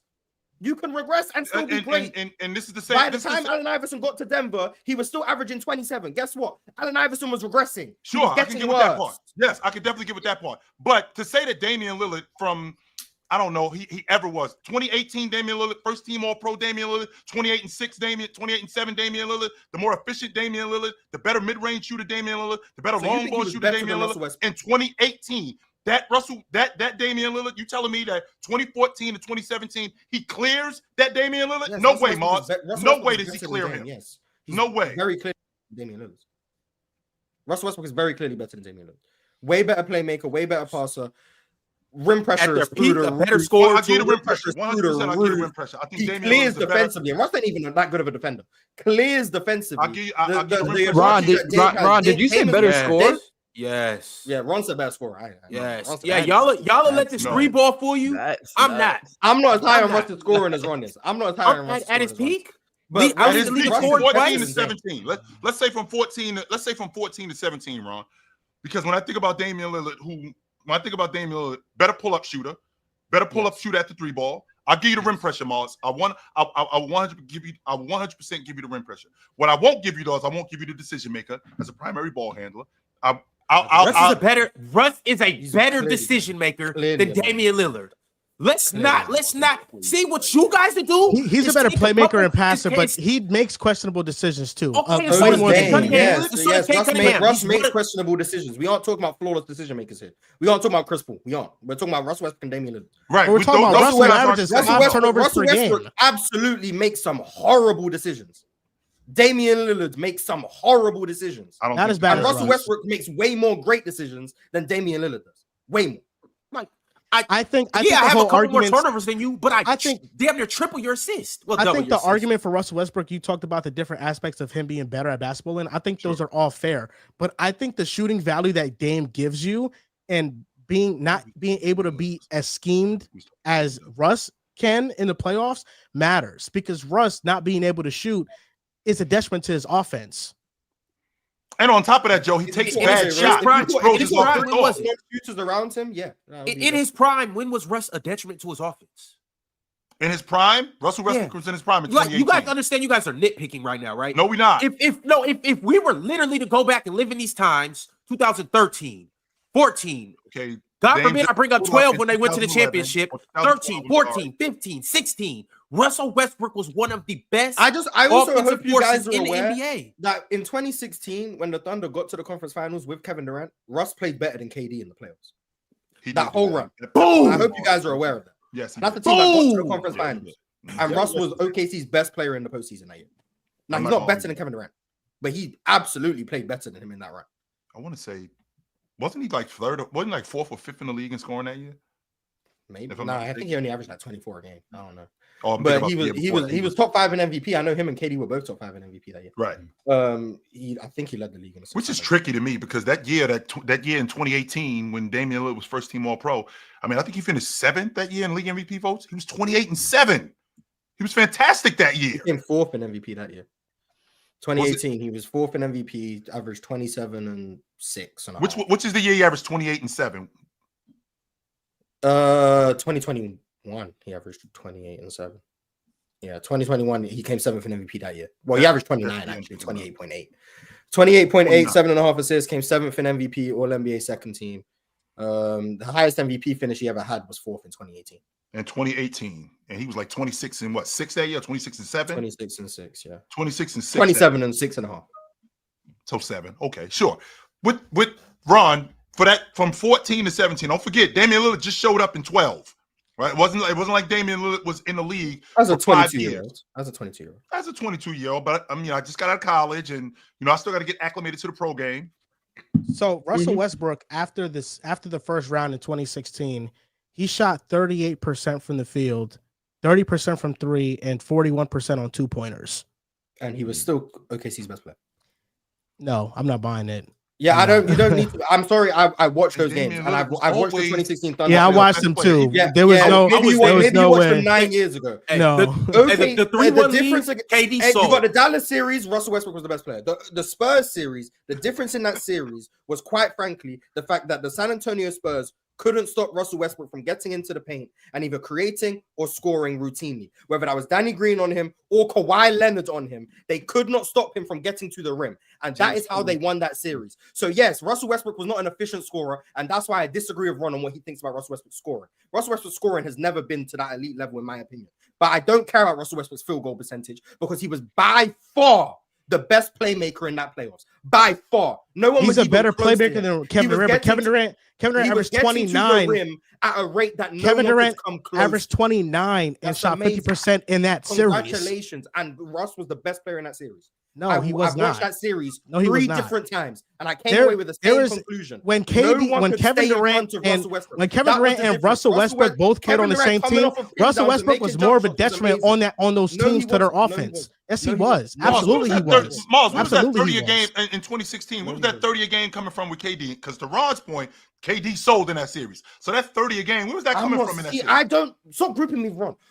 I don't think Kevin Durant sold. I don't think Russell Westbrook's a better scorer than Dame. What I'm saying is, in that playoff run, Russell Westbrook was the most valuable Thunder because of his playmaking value, which A, elevated Kevin Durant, and B, elevated the offense at a degree that Kevin Durant wasn't close to in that postseason run. Kevin Durant was by far the best scorer on the team, the more efficient scorer than Russell Westbrook. I'm not acting as if anything is different, but Kevin Durant's value was not higher than Russell Westbrook's ability to get into the paint, get to the rim at will against defenses that were elite. The Spurs were an elite defense. The Mavericks, surprisingly, were a very good defense, and the Warriors were a very good defense. Russell Westbrook was the reason that Thunder offense with Roberson, Serge, Steven Adams were able to be competent, despite the fact that only Kevin Durant could shoot on that team. Only Kevin Durant could shoot. We're not gonna act like it's Kevin Durant is not capable of doing that. Kevin Durant provided elite scoring. But Russell Westbrook was the one who was maximizing that offense. Yeah, but the elite scoring matters, and Kevin Durant is a self-creator. We're not going to act like Kevin Durant has not been in other situations before in his career. We saw in 2021 KD on the Nets averaged 35 points versus the Bucks with no help. Kevin Durant Kevin Durant in his last 3 games versus the Spurs in that series, he had 41 points, 23, and then 37. He finished that series averaging 34 over the last 3 games. He played great. We're not going to act like Russ Westbrook by far and away better than Kevin Durant. What are you talking about? He wasn't by far better than Kevin Durant. Never. He wasn't. No one said Kevin Durant. Let's stop it. It's Kevin Durant. I never said the words by far and away. I never even implied that. What I said was he was the best player during. You were implying that. You were implying that he was better than Kevin Durant, and he's not better than Kevin Durant. Russ Westbrook by far to the offense. Said far and away. I never. This whole conversation we're talking about Dame. We're about to talk about Dame. Is that Dame's Western Conference Finals teams? He was starting Evan Turner. Yell about something that I actually said. Evan Turner Conference Finals. Damian Lillard in 2019. Evan Turner and Mo Harkless as his forwards. Why are you telling me about years that aren't 2016? I'm talking about the 2016 playoffs. The homie Evan Turner. So the Dallas Mavericks, the San Antonio Spurs, and the Golden State Warriors. Those are the only series I'm talking about. I do not give one fuck about the Spurs in 2014. I do not give one fuck about what KD did in 2021. I don't care. And what I'm saying is that Kevin Durant in 2016 matched his value for sure. He matched his value for sure. Let's stay in 2016, Mars, because in 2016, I want to go to the Warriors series. So Mars, let's stay. Kevin Durant played really well in the 2016 playoffs. That's not what I'm saying. I never said nor implied that Kevin Durant was bad or that Russell Westbrook cleared him. What I said to Chill, word for word, was in the 2016 playoffs, Russell Westbrook was the Thunder's best player in that playoff run, and they got to the conference finals. Those were my exact words. That doesn't mean that Russell Westbrook was up here and Kevin Durant was down here. That's not saying he's a better player. No, I'm not arguing that. But when Kevin Durant, that's what I'm saying. Is a top 3 player on the planet, and Chill made the point that Dame got out the first round as a man and Russ didn't. What I made that point was to say that Russell Westbrook got out of the first round and got to the conference finals while playing the best on his team. He did that. And when I'm talking about what Russell Westbrook was doing in the playoffs, I acknowledge Kevin Durant was the best scorer on that team. Kevin Durant, even though he didn't shoot great from 3. No, he wasn't. Serge was a better defender. Kevin Durant, but I'm talking about between Russ and KD. Yeah, KD was more valuable defensively. He was better. My whole thing is, he was better. He was better. Don't get involved defensively. I think Kevin Durant was better than Russ. He was better than Serge, Ron. Stop. He also wasn't better. Who wasn't better than Serge? Kevin Durant was not better than Serge. That's not what I'm saying. I'm saying Russ. The point Joel makes was that Kevin Durant was a better scorer and defender than Russ, and Russ was like that's the point he's making. But when I'm talking about what led to OKC having all of that success, it was Kevin Durant's ability to score. But a lot of Kevin Durant's scoring in that postseason was coming off of off-ball actions. It was. Kevin Durant was not this all-time elite shot creator, especially at an efficient rate. He wasn't. Russell Westbrook's creation for Kevin Durant and everyone else around him 100%. Was a huge reason why they were able to overcome both Dallas and San Antonio and get to the conference finals. So yes, while Kevin Durant was the best scorer on the team, and Kevin Durant is still the best player on the Thunder in 2016. I'm not saying he wasn't. But during that postseason run, the most valuable thing that anyone on the Thunder provided during that postseason run was Russell Westbrook's ability to get to the rim at will. And his ability to do that not only created offense for himself, it created offense for Kevin Durant, it created offense for everyone else around them in OKC. I don't have numbers to prove this, but I want a large portion of OKC's offense started with Russell Westbrook getting a paint touch. That's how they got most of their offense started. And that was because he was the only player on the court who no one could stay in front of. That value was something that wasn't replicated by Kevin Durant's efficient scoring, which actually wasn't that efficient during that. It wasn't But that then it efficient wasn't at all. even that efficient during that argument season. to that. Actually, That's why I actually think it Kevin wasn't Russell efficient at Westbrook- all. That's This why is think my Russell argument to Westbrook was that. better in that run. I think the first round elevated Russ's stats in that playoff run because he was very efficient in the first round. I'm not saying he was bad. He's the co-star. He's supposed to be great. He's an all-NBA player. He's supposed to perform in the playoffs, and he did. In that first round, they faced a Dallas team that had no rim protection and that had Monte Ellis as their best lead guard in that series. That was in the first round. OKC was going to wash through them. They weren't a real threat. The two series I'm pointing at is versus the Spurs in the second round and then Golden State in the conference finals. After the first round, KD was their best player. After from the start of the second round to the conference finals, he was their best player. KD was not the best player in the Warriors series. What I said was they got to the conference finals and Russ was their best player. So what they did in the conference finals wasn't actually part of the discussion, if we're going to be technical. But so then it's one round versus one round, and I think Kevin Durant was just as good as Russell Westbrook. I'm asking you, A, why did Kevin Durant struggle against Dallas? And B, if you're going to say Russell Westbrook struggled against the Spurs because of field goal percentage, then I'm going to implore you to take some time, maybe not during the playoffs, because I know the Knicks are in the conference finals, go watch that. But in the offseason, go back and watch the 2016 Western Conference Finals. Yep. It happened 9 years ago. I don't expect you to remember what happened 9 years ago. I'm telling you, I'm speaking from this perspective because I've watched that series multiple times. The biggest difference in that series, regardless of field goal percentages, was the fact that Kawhi Leonard, the best perimeter defender in the sport, the defensive player of the year that year, wrongfully in my opinion, but defensive player of the year that year, could not stay in front of Russell Westbrook. And that put the Spurs defense in constant mayhem. He wasn't guarding KD? No, Danny Green was guarding KD. The best scorer? Couldn't stay in front of Russell Westbrook. Couldn't come close to staying in front of Russell Westbrook. It was like that was the difference in the series. That right there. So yes, Russell Westbrook may have shot 38% from the field or whatever he shot from the field. I don't know what he shot. KD shot 42. That was the difference in the series. And that's where it comes from. This is why I say it all the time. The box score doesn't tell you the full story. No, Russell Westbrook was not an efficient scorer in that series. He was the best player in that series. KD wasn't an efficient scorer either. Like, I don't know why we're trying to do all of this. Right quick before we get into this, KD shot 42% from the field and 28% from three. Right. What are we talking about? This is the best score. This is the best scorer in the league. The most talented and gifted scorer in the league. Kevin Durant did not against the Warriors. He did no. Why against San Antonio? Against San Antonio. No, against the Warriors. They went up 3-1 and he folded. Lawn chair. So he did not show up. This is why me and Ron are on the same side. We don't have to be on the same side. I stand on my God gave me 10 toes and I stand on them proudly. You're not getting no respect for them Thunder. James Harden. Against the Mavericks, KD shot poorly. That's just what it is. But I would say the Golden State choke was on both Russ and KD. I'm not exemplifying either. I'm with you. I want to know in Russ is not exempt from it at all. He's They're both terrible. But this is also what I do want to say, because you guys are trying to say that it's levels to it. You guys are trying to say that KD was way better than Russ. He was on this level and this, that, and the third. Oh, wow, put the nigga hoop in there. I'm not saying KD was way better than Russ in that run. I'm saying it was similar. It was close. It was close. I agree. So let's just walk down it then. That's number one, Ron. Let's walk down it then. Game 4. OKC wins. They blow him out. 118-94. It seems like one of them showed up to hoop and the other one didn't. KD went 8 for 24, finished with 26 points. Russell Westbrook, 12 for 27, 4 for 8 from 3. Didn't know he could shoot.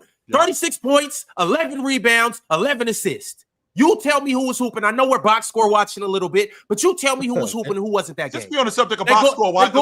So let's talk about the guys hooping, because to Mars's point. Can I finish, Chill? Can I go through the rest of the games? Yep, That's game 4. They go up 3-run, right? All right, cool. Let's go to the next game, and this is where the collapse starts. Game 5. Let's go to the collapse. This is what happens the next game. KD does give you 40. However, would you? Can I implore what he shot from the field to get that 40? Was that the 10 of 31 game? 12 of 31. Yeah. 3 of 11 from 3. Yeah. Russell Westbrook gave you 31 points. Yep. He didn't shoot too well either. He was 11 for 28. They both shot terrible. Sure. However, Russell Westbrook still gives you 8 assists. He still gives you 5 steals. He impacted the game in other So ways. don't leave out the 7 turnovers he had neither, Ron. Don't leave that out.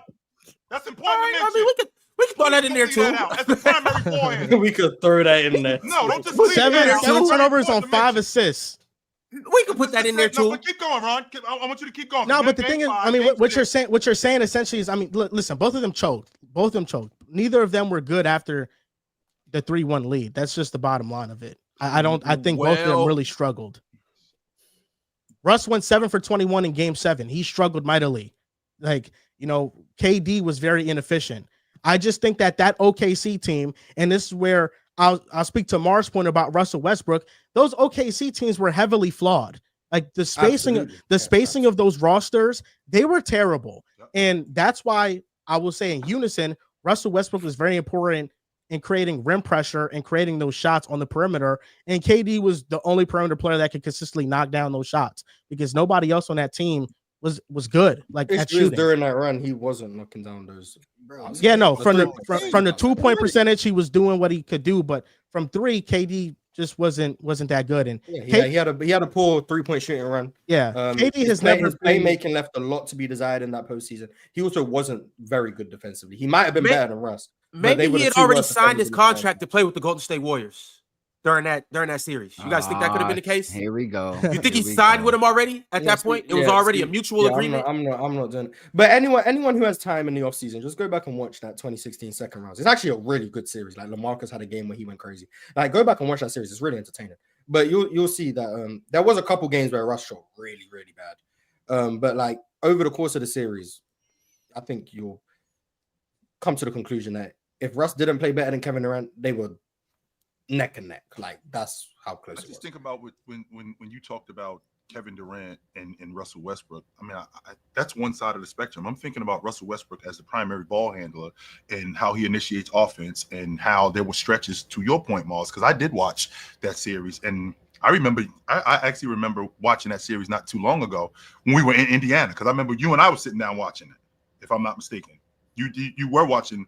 It was the 16 Western Conference Finals between Golden State and, because Mars does that kind of stuff. Mars will go back and he'll watch like the 2007 first round against Dallas and Golden State. Mars does shit like that. But anyway, the thing that I remember about Russ was how stagnant the offense, or not stagnant, I'm sorry. The thing that I remember is how KD couldn't really get in a rhythm as much as he would like to, because there were times when Russell this nigga shot 31 shots, and you talking about he can't get into a rhythm. I'm so tired of this bullshit. Okay, Ron.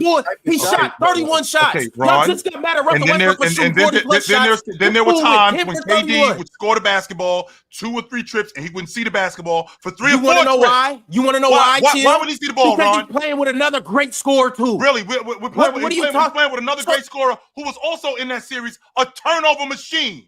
Don't leave that part out, Ron. And this is your primary ball handler who's turning the basketball over at an historic rate. I don't know if you know this, Ron, but he averaged 5 turnovers. What does Russell Westbrook turning the ball over have to do with KD making shots? He shot 31 shots. Me as a scorer, how about I can't get in the rhythm because you keep giving the basketball? You shot 31 shots. Right. So if now you I got to can't go find your rhythm in 31 shots, brother, that's on you. It's not like he shot 3 shots. And the reason, I think how turnover prone Kevin Durant was is being very underrated. As a scorer, I get into a rhythm. And if I'm scoring the basketball, you as a point guard know that I'm in that rhythm. It didn't affect him the year he won a scoring title. The other 3 years, it didn't seem to affect him them years. Yes, that was the he reason. Seemed to be in a good ass rhythm them years where Russell Westbrook giving him the ball. The Thunder didn't get over the hump because Russ didn't accept deferring. He did not. The Thunder didn't get over the hump because the roster around Russ and KD. I think that's it. That's why they did. I think it's 2 major things. I think they I don't think they didn't. They could have won with Russ and KD doing what they did if the roster around them wasn't as flawed as it was. Like I think they peaked in 2011 when they made the finals, or 2012 when they made the finals.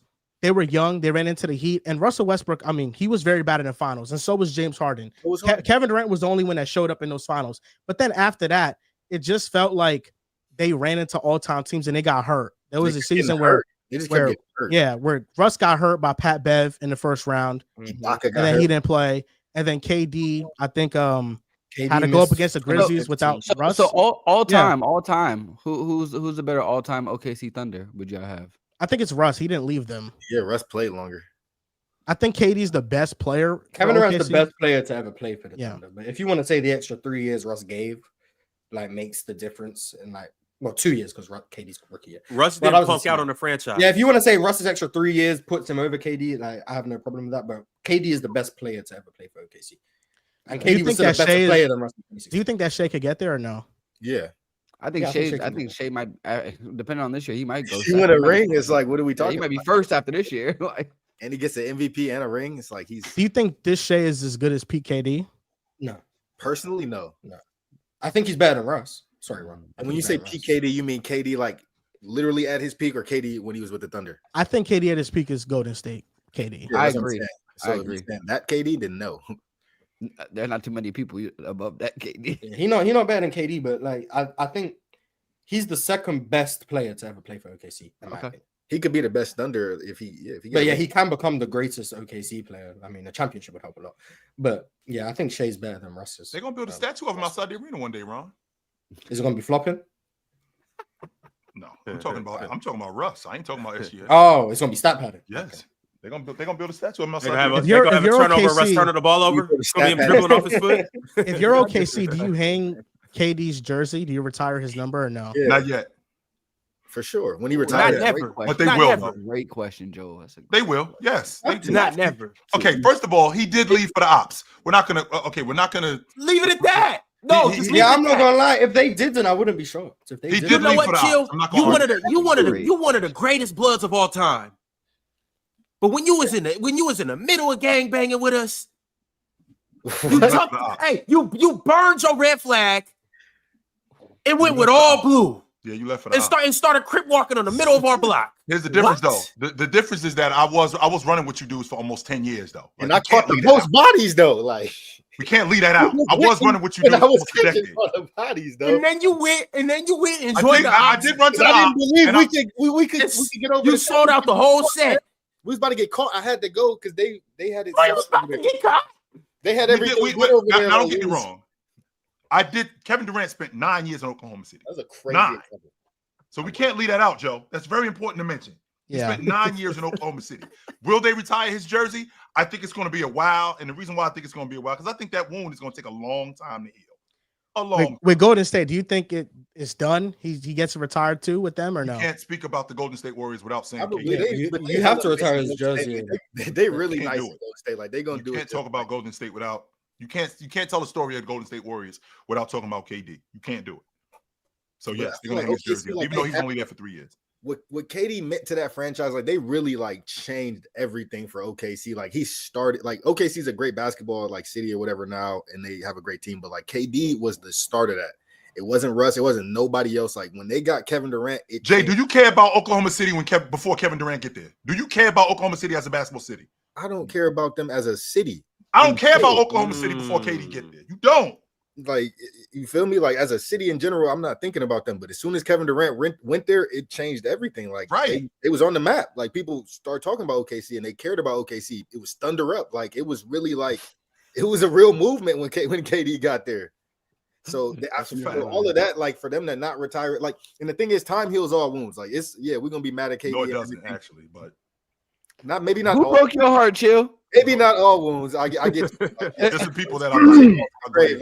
Like like MJ Yes. and Isaiah Thomas is 100%. going to the grave. Like some shit going to the grave. But KD, there's no way. Like if I'm the owner of that team, there's no possible way. It's not a thought in my mind. Nobody can convince me. Nobody can even talk to me about it. That brother would never ever have a jersey retired, a statue, or nothing in or near this arena. Because now I'm saying if he would have won a championship or something here, then maybe so. But you know what I'm saying? You left us when you went up 3-1 on the team and you left and got a championship with them. Nigga, fuck you. You would never get no love around here. But like I hear you, but especially crazy. if they win a ring, bro, that shit, like they're not gonna even trip over that. Especially if they get a ring, they're gonna be at an all-time high. Like the vibes Right. gonna be great. They're gonna be like, man, let's remember the good old days. Like they not finna trip over KD doing bro, he that. actually did go to if the they ops get and a win. ring. That's even worse. yeah, but not chill. They was up though. Chill up 3-1 on them. So it's like Hey. y'all could beat these dudes. Okay, You so saw the lack did of heart. Did A Phoenix lack of retire heart. Barkley's number? No, I don't think Barkley's numbers I hanging don't in Phoenix. Well, there you go. There you have it. That's not the same. That is to say he blew a 3-1 lead to Houston and joined Houston. It's the exact same. Twice. Yeah, It's literally the exact same. Not once, Barkley Mars. He is did it not twice. Kevin Durant is what I'm Hey, saying. Yeah, they Mars- retired Barkley's He number. didn't win with Houston, No, though. He didn't win with Houston. On paper, I agree. Kevin Durant's better than Charles Barkley. Make that abundantly clear. Charles Barkley Before won we an get MVP for the Phoenix Suns.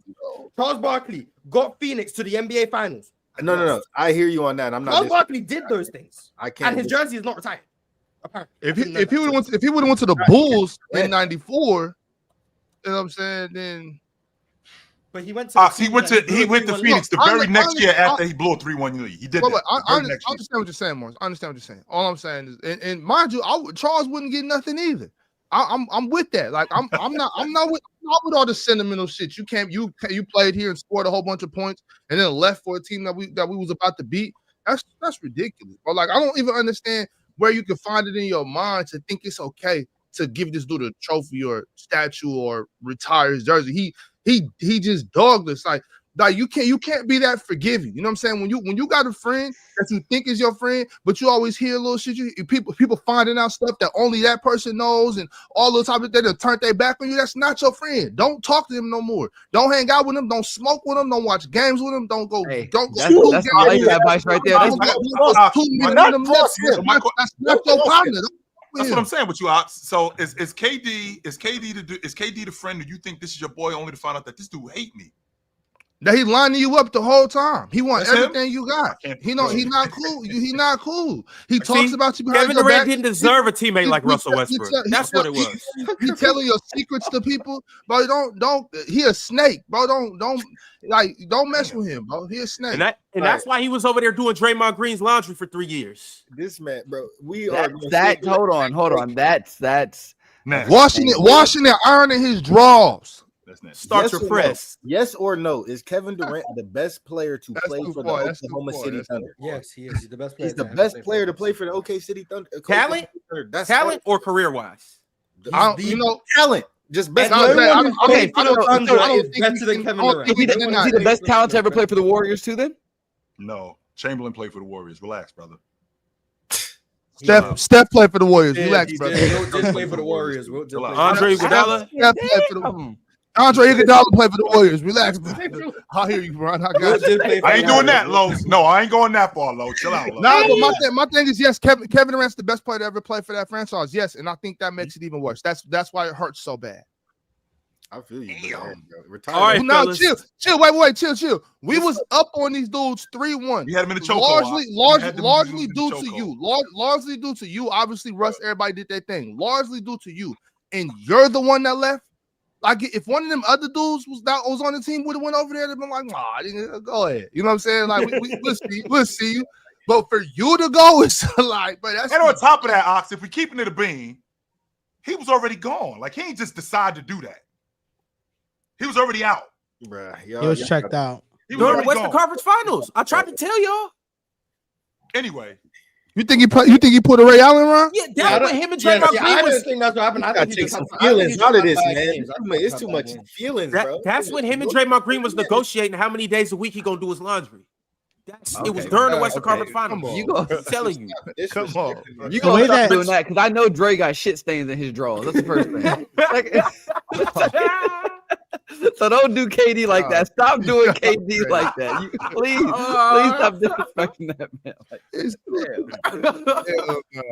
I'm talking about, and he don't even got the streaks. He got the blackout draws. All right, look, it's about time that we get to the Eastern Conference Finals.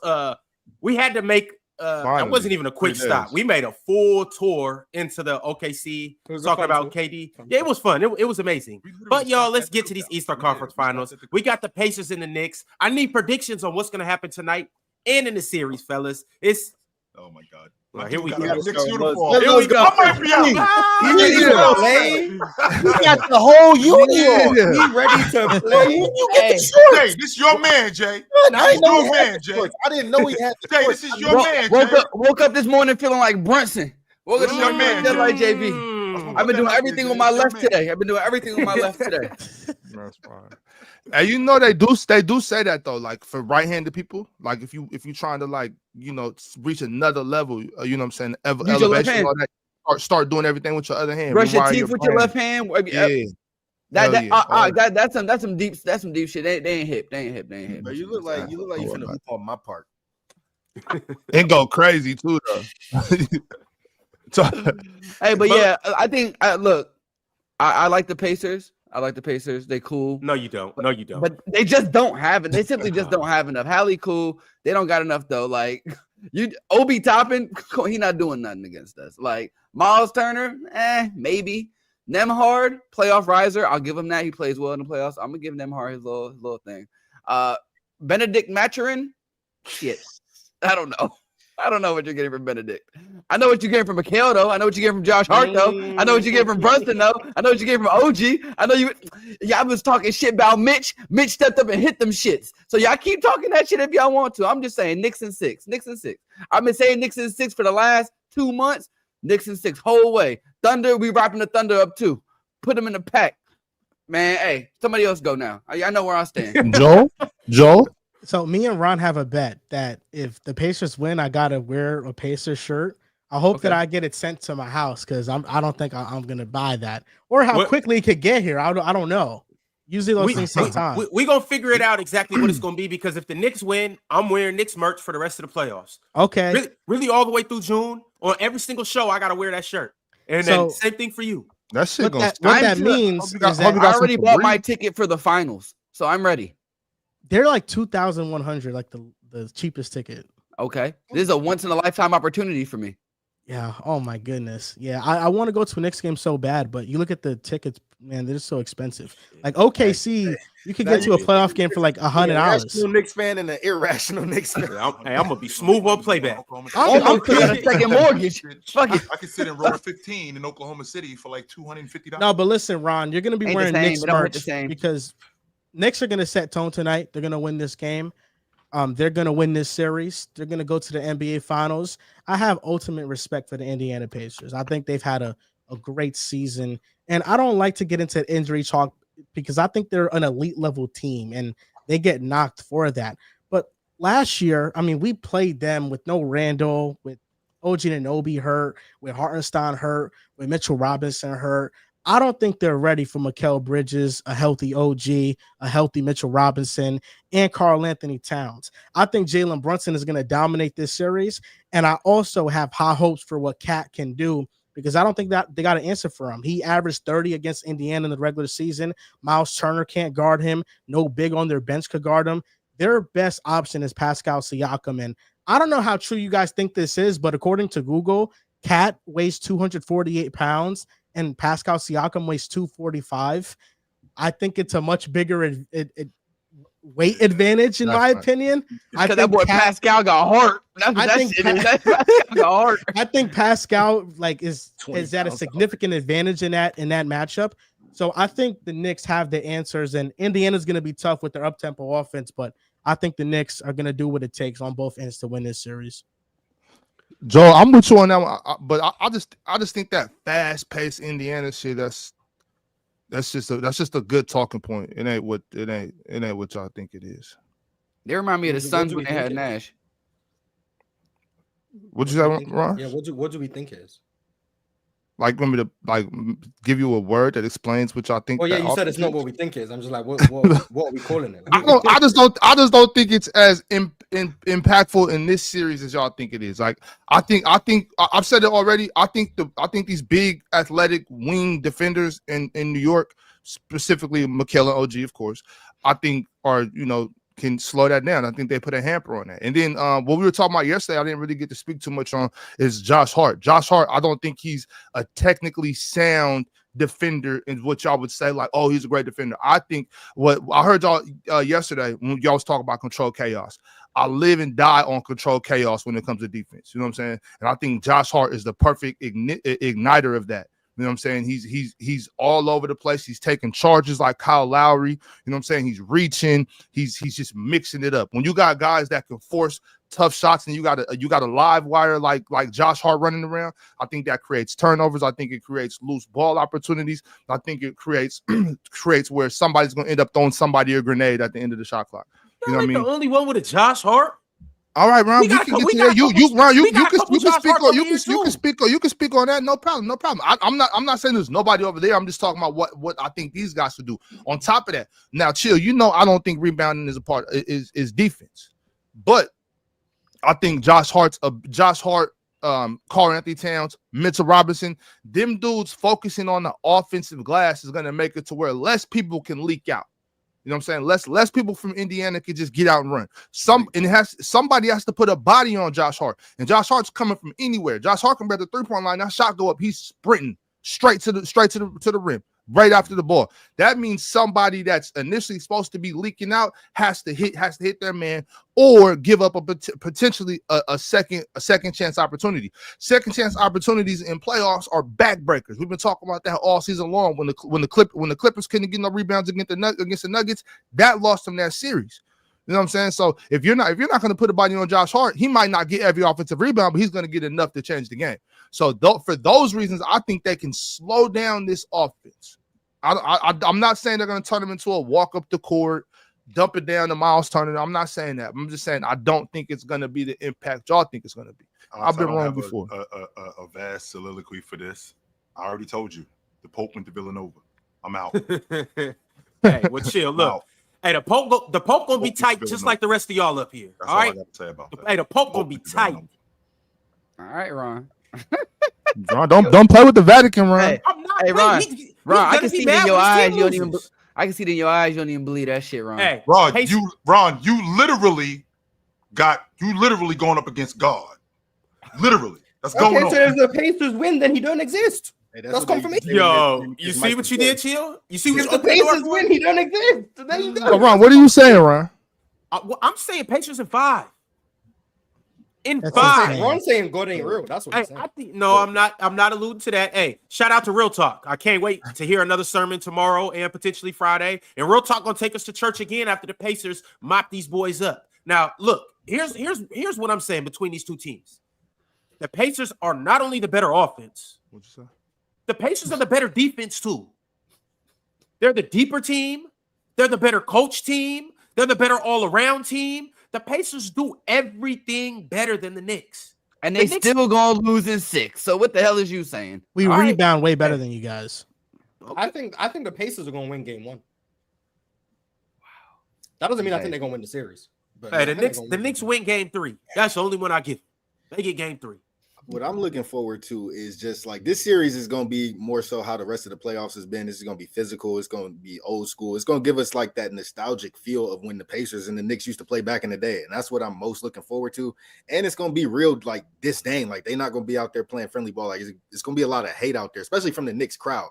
They're going to start the hate. And I'm here for it. I'm here for Halliburton talking shit to Spike Lee in the first row. Like I want to see all of that shit, bro. Like I'm so here for this series because it's gonna bring us back to like the 90s, bro. This is about to be some fun ass basketball. Now, that being said, y'all see my mans with the full Knicks uni. Y'all know I'm rocking with my mans. I got the you feel me? I'm rocking with my man. I got the Knicks uniform. So everyone up here has the Knicks except one. Everyone up here has the Knicks except one. You feel me? I'm rocking with the Knicks. I got my man. It's okay. Hey, we'll take it. Hey, bro. Hey, but can y'all imagine? Can y'all imagine? We already the most overrated, right? Hold on. Let's go. I was about to say some real shit. Go ahead. I know what you're about to say. Go ahead.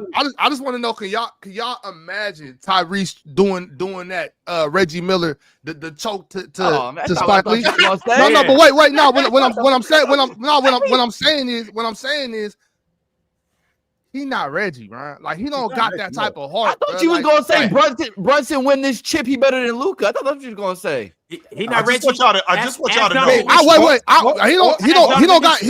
don't got to win this. I told y'all years ago about how he was over there carrying Luka. I told y'all. Now I'm not saying he better than Luka. Now I'm not gonna do that. What I'm gonna say is he got something else though. Like Jalen Brunson got something else about him. I already told. We don't got to speak on that. Like he go band for band with anybody. Nobody over there in Indiana can go band for band with Jalen. You don't think so? You don't think so? Bro, come on, bro. Yeah, Ron, with 8 minutes left in the fourth quarter.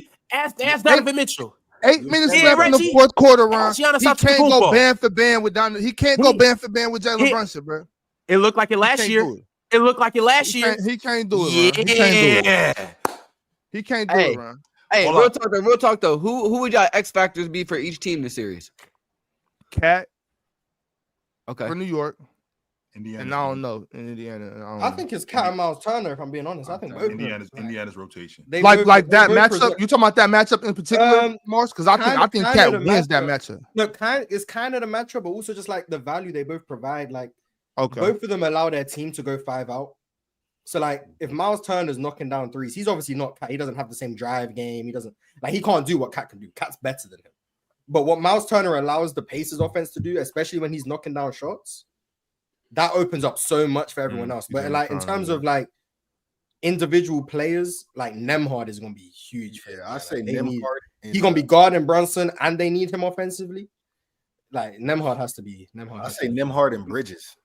Those would be for the record. When Reggie Miller did this, just so you know, they lost that series. I just want to put that out there. That's okay. That's okay. I just know when Ron was doing that little parlay pick 'em earlier, you was bullshitting, Ron. You know Brunson gonna put up 30 tonight. You know that.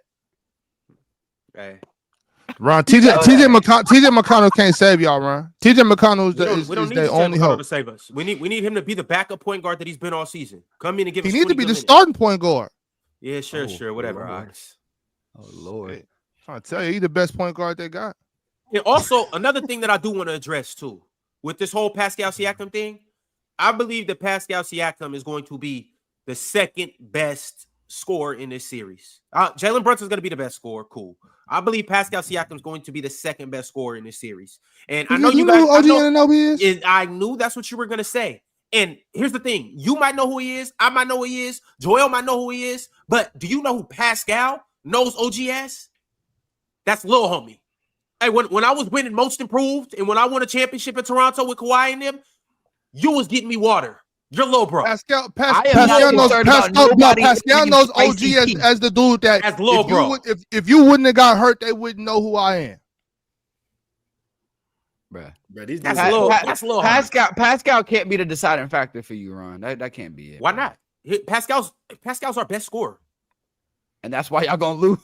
Getting cooked right there, Ron. You cooked. I've been told that basketball's a team game. Now all of a sudden we're going with who's the best scorer. All right. I like Pascal. I got love for Pascal. I've always had love for Pascal. But when it's between him and OG, Russell Westbrook scoring the basketball. I'm so sick of you, Ron. Russell Westbrook passing the basketball. Yeah, you gotta let that shit go. Sick of this dude, y'all. I swear to God, I can't handle Ron. Don't let it go, Tim. Let that fester. Get mad at him. When I see you, we are straight boxing when I see you, Ron. It's all That's funny. Yeah, but anything else in the series that you guys want to highlight or talk about? How much is Jalen Brunson going to average this series? 32. 7. One of these teams is going to be in the finals. I don't think we're just put that out there, Mars. The Knicks. Like, I know we're talking about we're saying, this is the Eastern Conference Finals. Like, who's going to win? Bro. But like, I don't think we're grasping that. Yes. One of these teams is going to be in the finals. The Knicks. Like, it makes sense. Or the Knicks in the finals. Going on. Yeah, but Mars, the Knicks have been contenders. The Knicks have been contenders since the day OG Anunoby walked in the door last year. Since OG Anunoby got to the team, they automatically became contenders. They went and signed Mikal Bridges, and they were automatically contenders to win the East. Mars, I definitely did flip-flop because I don't got no loyalty to either one of these teams. So yes, throughout the season, I was like, nah, maybe the Celtics. But initially, y'all got to remember when they put this together, I said, they got it. They won. And when I mean, my nigga Bojan gone, but still, like that team, man, that the Knicks. Oh, and when Mitch got healthy, we talked about this. I think me and Jordan was talking. When Mitch got healthy, boy, that changed the game, bro. Mitchell Robinson is different. I've heard Ox. When did the Pacers become contenders? Let me ask you a question. Never. They're still not contenders. When they beat the Cavs. Same thing. They became contenders last year when they got Pascal Siakam. It's the same energy. Yeah. The minute they got Pascal Siakam, I know I was preaching the Pacers. I know I was talking my Hallie talk. And I know I was bigging up Pascal and what they got going on. You guys didn't think last year you thought it was a Cinderella run? They go to the Eastern Conference Finals. We all thought it was a fluke. Cool. Well, guess what? We back again. Pascal Siakam's just as good as he's been. Halliburton is just as good as he's been. Our role players, I don't see him as role players. I think everybody on this team is a star in what they do for this team. I think it's a 5-headed monster. Our starting lineup. I think it's a 5-headed So, monster. Ox, you But, said that hey, you with that think being the said, Knicks we gonna see. were contenders when they got OG last year. So let me ask you. As soon as OG walked in the door. So let me ask you. The Knicks last year, let's say Julius Randle's healthy and he's playing like how he's playing like in these playoffs with Brunson, Dante, OG, Randle, Hartenstein, Mitch, Josh Hart, Deuce McBride. Do you That's think the finals team? That's the do you finals think team. they could have beat the Celtics last year? If they would have stayed healthy last year, they could have won it last year. Yes. That team's probably better than this year's team. For real, if they I stay agree. healthy last year, they could win the championship last year. Yes, 100%. I believe Celtics that. would have smoked them. Nah, I think the Celtics were on another level last It year. wouldn't be no. Hey, damn- we breaking chill hard over there. We Well, I'm not saying that they are. I'm just saying that the game changed when OG got there. You know what I'm saying? When OG got there, I think everything changed, and that made it to where they were competitive. I'm not saying that they beat the Celtics. I'm not trying to say that, but I think that it would have been a much more competitive run for them had they been able to stay healthy. Well, they lost to the Pacers in 7 last year. Brunson and OG got hurt. And Josh Hart was dealing with some abdominal thing. If I remember correctly. Right. So, like, they were just beat up. Yeah, and Randle missed the whole playoffs. So like, and they still barely lost. Yeah, and they lost in 7. So yeah, this year, like, you could look at it as like a revenge series. We're fully healthy. Like, let's see who got what. I'm just hoping that everyone gets through the series fully healthy. I don't want to see another series determined by like an injury or anything. So just hoping and Tyrese was better last year, Mars. Yeah. The team was Tyrese has had a really good playoff. So No, you're right, Ron. I think the team got better. I think Nimhard got better. I think Naismith got better. I think Hallie's better now than he was last Shepard's year. a good piece too. We don't talk enough. Oh, about Last year he was still dealing with an injury. Yeah, I think Hallie's better now than he was last year. Like the Hallie I've seen for like the last few months, like that's a different player than what I even saw last year. But besides like the 20-game stretch where he looked like I was about to say last year he had like a month. Yeah, he had that stretch where he looked like amazing. Like I don't think he's really replicated that. But like overall, over the course of last season and then this season, the stretch I've seen from Hallie like the last few months, I think I this would is the say best Hallie's ever been. if Pascal's gonna have to be way more aggressive for y'all this series. Like he's been playing good, but he's gonna have to average 25. Yeah, Hallie's been. I don't think the Pacers need anyone to average 25. They just need the team to average 115. Pacers ball. Everybody got to play good for the Pacers. I'm gonna be honest. I think as long as the Hallie. Pacers score 115, you think Siakam has 31, 17. It doesn't matter. Like, I'm gonna be honest. I I think Hallie needs to be aggressive this series. I think he's the one that needs to up his scoring to like 23 plus a night. Okay. I don't think anyone has to up their scoring. If I just don't view the Pacers the same as you guys. They just play as good as a unit. They play with. Yeah, as long as the team is putting the ball in the basket, it doesn't matter who does it. Oh yeah, you know who's really our X factor? Yeah, y'all know who's back in the Garden. Thomas. Yeah, it's time to give y'all hell. Y'all didn't value Oh, me. Hey, chill. Obi? Yeah, Obi? hey, chill. Y'all didn't You respect talking me. about Obi? Oh Hey, my chill. God. Y'all didn't want to develop me. Y'all just thought I was an afterthought. We'll get You talking about Obi now talking. who? You talking about Now Obi who? All right, hey, you gonna see who when he get the dunking on Cat. You gonna see who when he get the threes over OG. All right. That's just only 2 points. Hey, yeah, it's only gonna be 2 points when he goes. What are you talking about, bro? When he come and go through the legs in the Garden, y'all gonna see. All right, because he gonna get one. He gonna get one. He gonna go. Hey, he gonna get an East Bay in the Garden. I think he J.R. Smith. Obi Toppin damn near on his way out the league, and you talking about he about to make a difference. On his way out the league. He 100% is not. He was on his way out the league on your crew. He about That's to play what I'm saying. That's what I'm saying. on your crew, and that's Ron's point. Him playing now in Indiana, how much they maximized him. Now he looking like a way different player, and that could come back to bite you. Yeah. My question is, we was trying to win. He ain't fit into that. Go ahead. we talking about the Indiana Pacers in the NBA Finals? That's Really? sick. Like, could that be a thing? Yes. That could 100%.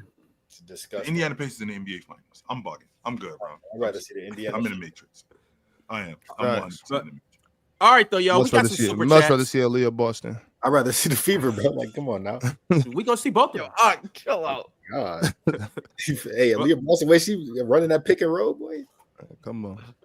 Well, all right, y'all. My man Average Joe sent through a super chat and said, OKC has a loaded roster. They won 68 games. Why does nobody bring up the amount of time all these guys missed? Chet missed 50 games. iHeart missed 25 games. Caruso missed 28 games. There's one constant, Shai. I did talk about Shai playing 76 games. I did talk about that. You mentioned that. You mentioned that. For sure. Fair point.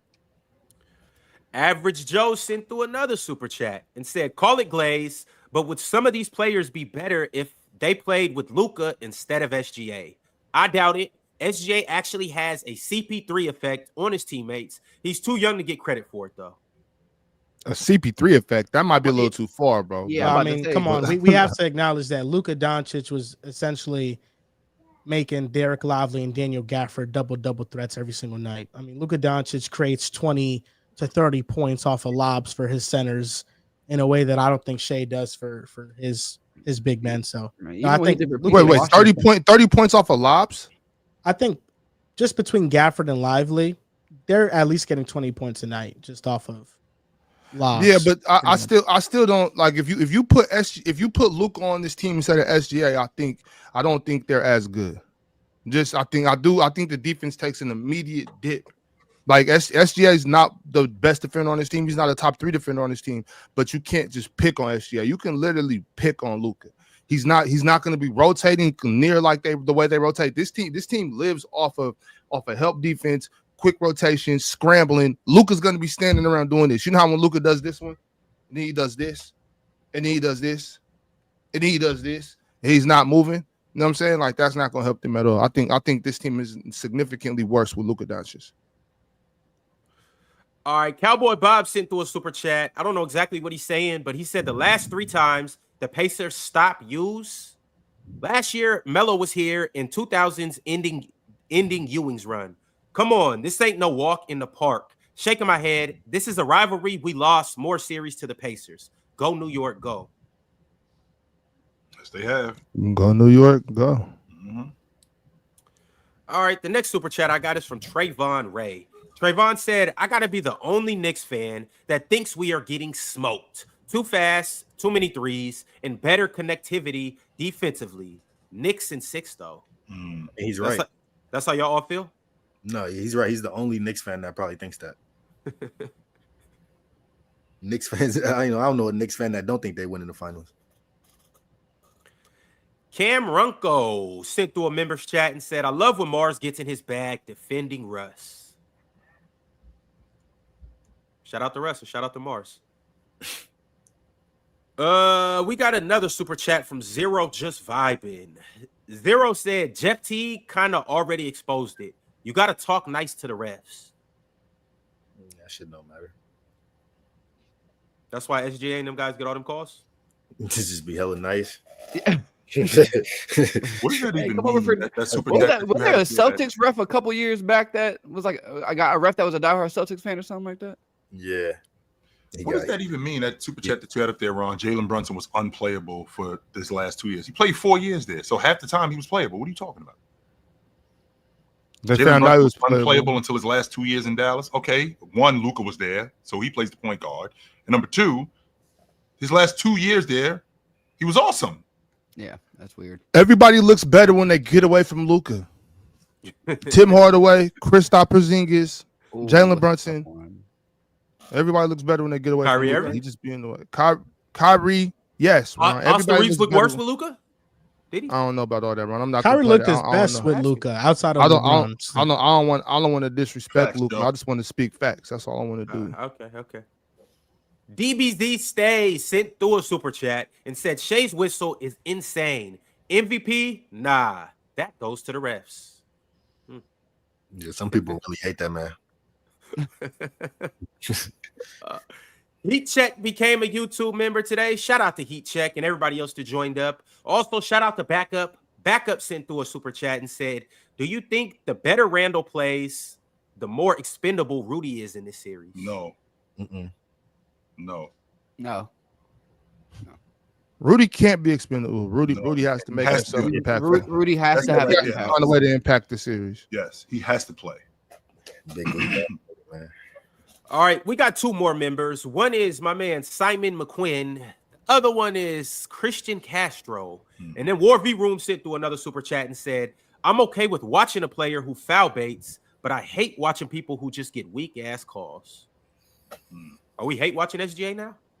That's what's going on? I don't hate watching. The NBA world was in an uproar today about SGA. So Yesterday was disgusting. It was. But we can't. I don't think we can blame SGA for it. He just playing ball. He's hooping, bro. They call the calls. yeah, facts. Benton Jones said generational talents are athletes who are so talented that they only come around once per generation. Chill misunderstands the definition. No, I don't misunderstand. I know exactly what a generational talent is. He don't believe. All right. We got a members chat from mysteriously sent through a super chat and said, I got a question for the panel. Is peak Alex Caruso, without longevity, a top 15 to 20 perimeter defender of all time? I would need a sample size worth a damn. No. So I would need to see him in like a final series lock up somebody. Something. I would say no. Without No. the sample size, no. But no. But he's been playing his ass off on defense. Like it's incredible what he's doing. Oh, gee, I Sidney think he's Moncrief for Caruso. Sidney Moncrief. Caruso or Alvin Robertson? Alvin Robertson. Okay. Is there anybody that we could say from back in the day that you go take Alex Caruso? Who's a better defender, OG, Kobe or Caruso? Bryant. There you go. All right, my man Scott Howard. What's up? I said Caruso or Rick Fox. Ask Caruso. Alex Caruso. All right. I I'll just take had Caruso. to get Caruso. Hey, I want one. Hey, you got Bruce Bowen or Shane Battier? Shane. I Give me didn't wanna know Shane. Give me Shane. I'm gonna take Battier. Give me Shane. I'm Easy. going with Bruce. Bruce was all Yeah. antic. No, Bruce was all antic. Shane was actually locking shit. That's fair. Yeah, Shane's so underrated. He deserves more respect than he gets. I agree. Shane That's why I Battier brought him was up. awesome as a defender. I'm not arguing that. What was the conversation I was talking? I brought Shane Battier and Chill left. Yo, we gotta. My man Scott Howard gifted one Player's Choice membership. So if you're one of those people that got that Player's Choice membership, make sure you like the video and subscribe. Salute to the person that got that, and salute to Scott as well.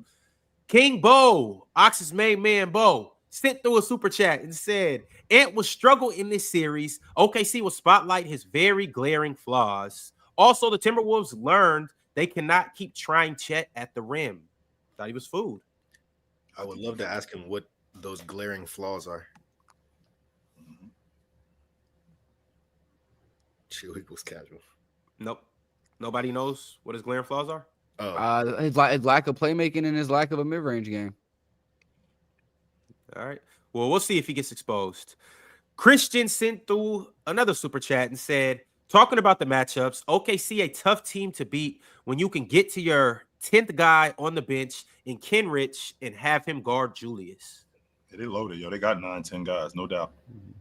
I mean, I don't like how people are trying to say like Kenrich will really just lock up Julius if he had to do that shit the whole game. Like he did give him some good minutes and he came in and played good on some possessions. And you need that. If you're gonna be a championship team, you need that. But let's not act like Kenrich Williams is fucking locking Julius Randle up for an He's locking up a fatigued Julius. Julius is tired at this point. So you got him after he been in fights with Yeah, these exactly. dudes and this dude and this dude. Now he come to you and now all of a sudden he already now got I'm shooting 70% on Kenrich like 24 Williams. by the time Kenrich Williams got on him. He made some good plays, had some good possessions, but I mean, for all intents and purposes, Julius did what he was supposed to do.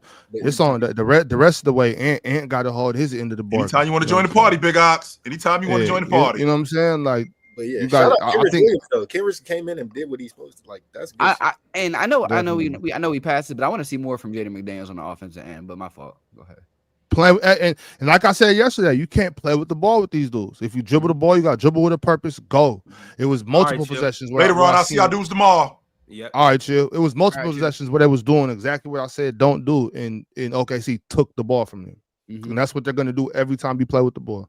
I got a quick question. What's up? What do you think the Timberwolves should do, like lineup wise, like because I feel like Conley doesn't truly help them. Like a lot of times he's just a guy out there that is kind of hindering the offense because they don't play through him. He's not really like a legit point guard because they use Ant or Julius to initiate all their offense.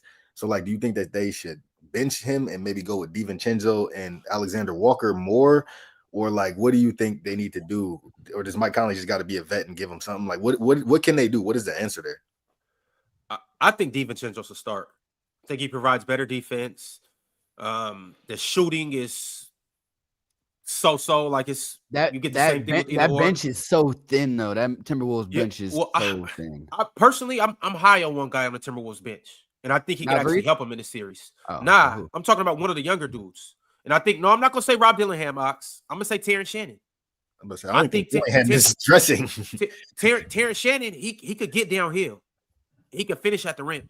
That's somebody who I think could potentially help him in that series, with just somebody being able to break the defense down. Now, it's more straight line drives from Terrence Shannon, but he going to make something happen. On top of that, he's a fast break demon.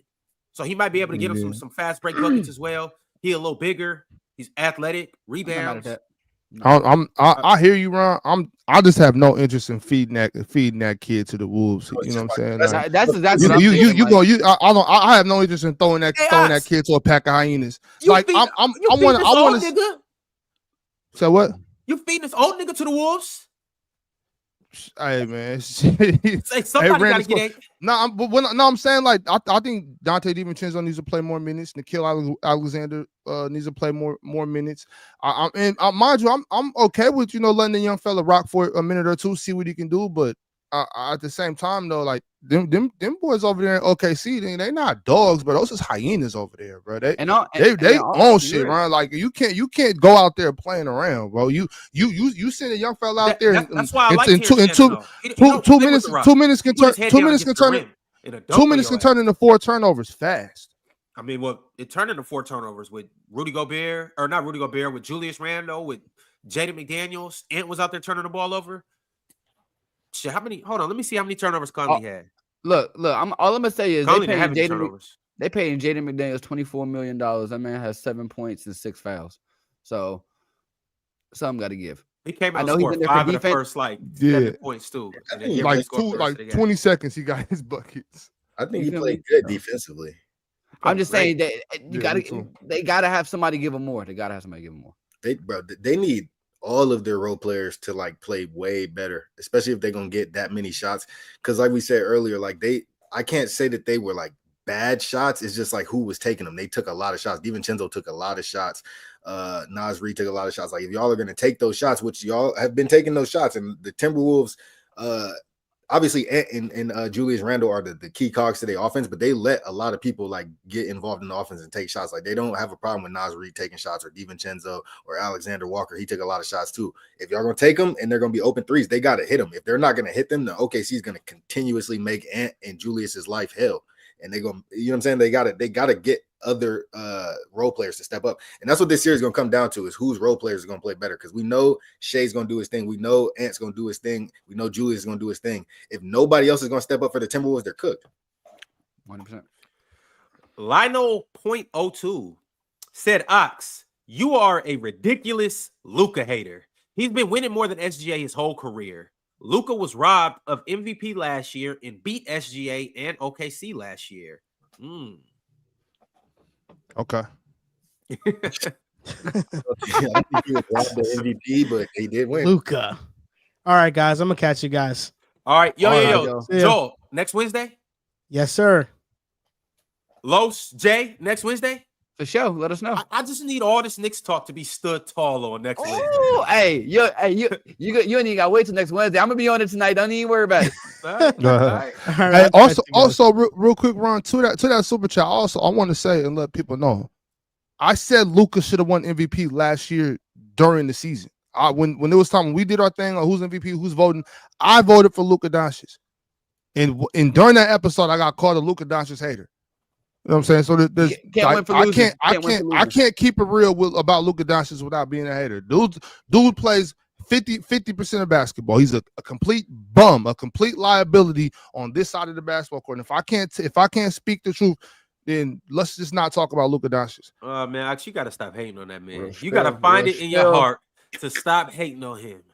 Nah, but I'm really like, I really love basketball, bro. So, but shout out to JT. Tell the truth, dog. JT became a member today. Shout out to Sean the King 15.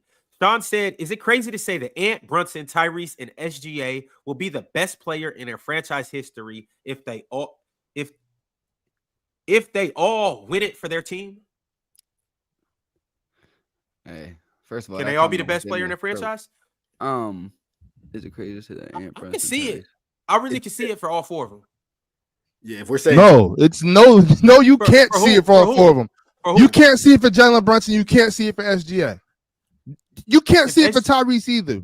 I can see it for Brunson. I can see it for Brunson. More years in Indiana. I can see it for Brunson. Who would be a better pacer if he wins a championship? He's gonna say Reggie, but if he wins a championship, he's done something Reggie hasn't done. And if he So plays what? I 4 or don't 5, care. Like, if he and that's plays just 4 like or 5 more years, he's I'll better give than you- okay. Reggie. If you look, Reggie, if you want to stand on the Reggie one, I won't argue too hard on that one. The other one's like, who would you argue? What for the Knicks? Yeah, Don't I mean, bring the me, please list don't is bring me Walt long. Frazier. who would be a better Nick if he wins a championship? Wait. So wait, I just want to be clear about this. You can still win a championship and still not be as good as like Jalen Brunson would never ever wake up in the morning and be better than Carmelo Anthony. Nothing can ever happen where Jalen Brunson can wake up and be better than Melo. Nothing. Like He's nothing. had- Only he's had a thing better run that than can happen Melo, is if though. he hits a growth spurt in his late 20s. Like the only way if he wakes up tomorrow and is what does 6'6", Carmelo? Hey, what does Carmelo Anthony? Where does that? What does? bro, please come on. What does please. Carmelo? What does Carmelo do that Brunson doesn't do? Like what's the how you determine that in your head? Okay. Here's my thing. No, this is y'all serious right now? This is for real? I'm dead ass. Talking about I'm a huge Knicks fan. I got Melo all over my wall right here, so I'm a huge Knicks before fan. you get to that argument, they're saying like if they win the ring, their accomplishments will be like the best of like all the people that have played for that franchise. Not Their that they're the most accomplishments, talented yes. player. Okay. Not that they're the most They're like there's no debate about that. If they win the championship, then yes, they accomplished more. I think 100%. that's what they're saying. No. In franchise history. Now we back to New York. Okay. Now, as a better basketball player, win or lose the championship, there is nothing Jalen Brunson can do to become a better basketball player than Carmelo Anthony. Like if he wins the championship, then sure he'll be a more accomplished. No. I'm not even talking about that. That's I'm not even talking about F the chip. We don't even gotta talk about the chip. I'm saying mano y mano. Who would you rather have on your team? Carmelo Anthony. Okay, yeah, you tripping. Give me JB. I love Melo to death too. Everybody know I love Melo. I love JR. JR my favorite player of all time. So, but I love Melo and JR. Los. We ain't even start talking about Patrick Ewing. Los. Like What's up? Brunson not better than Melo. bro, what's happening right here? He's not better than Melo. He's not. Yo, I we believe haven't even I believe he spoken has about. a better team. I don't think he's better than. He's not better than Melo. Look, I'm gonna keep it real with y'all. He need to focus on being better than Allen Houston before we get to Carmelo Anthony. Fuck out of here. Hey, come on, man. Nah. All right, bro. All right. Forget the Allen Houston thing. I meant that, but forget about it. There's no way y'all serious about this Carmelo Anthony thing, though. Hey, you're gonna feel a little different about Brunson after this Eastern Conference Finals. I promise you that. So like, man. So my question is, let's say Brunson dominates this series, right? Like he's been dominating the last 2 years. Continue. 4 games don't make him better than Carmelo Anthony. I'm just let me walk it down. And then he goes to the finals, dominates the finals, and beats, let's say the Thunder. Let's say he dominates the finals, beats the Thunder. Something Melo has never done. Averages like 30, and they win the finals. Would that change your opinion, or you're saying there's nothing he can do to be better than Melo? Winning the finals doesn't make you better than Carmelo Anthony. You're saying he's never going to be more talented than Melo. Nah, he's never going to be a better basketball player than Melo. See, Never. the thing about it is, Ox is right, but at the same time, I draw the line when it comes to talent. If somebody just consistently wins more than you and puts in more work than you, I will put you over that player. So what are you talking about then? That means Brunson. No disrespect to Melo, Yeah, but he Melo hasn't done it yet.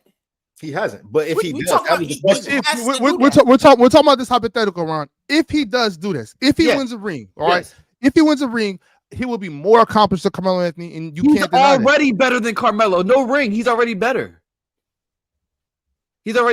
He's more clutch than Melo. He's a better playmaker than Melo. He's just as good a scorer as Melo. Like now, as far as how Melo got his buckets, Melo was a tough ass bucket, and I can't say he wasn't. But Brunson's a tough bucket too. Brunson has way more ways to score than Melo. Melo dominated in the mid range. He used to get people on that low block, low mid range fade. That was his thing. The little pull up quick three, that was Melo's thing. Brunson scores in way more ways. He's a significantly better playmaker. Carmelo was a terrible defender, and he never brought us past the second round. So I just don't understand how that works. Amari was in the locker room punching shit. You know what I mean, like that. Yeah, okay. Now you bring in the dysfunction of the organization. Come on, bro. Like that's That's gonna be factored into play during this series too. Watch, something gonna happen. It's almost like Y'all gonna see. Hey, the Knicks gonna the same way y'all say the Clips gonna Clips, the Knicks gonna Nick. Just watch. Remember, yeah, but still though. But wait though, I'm really like baffled. I'm lost. I didn't even know that this was like.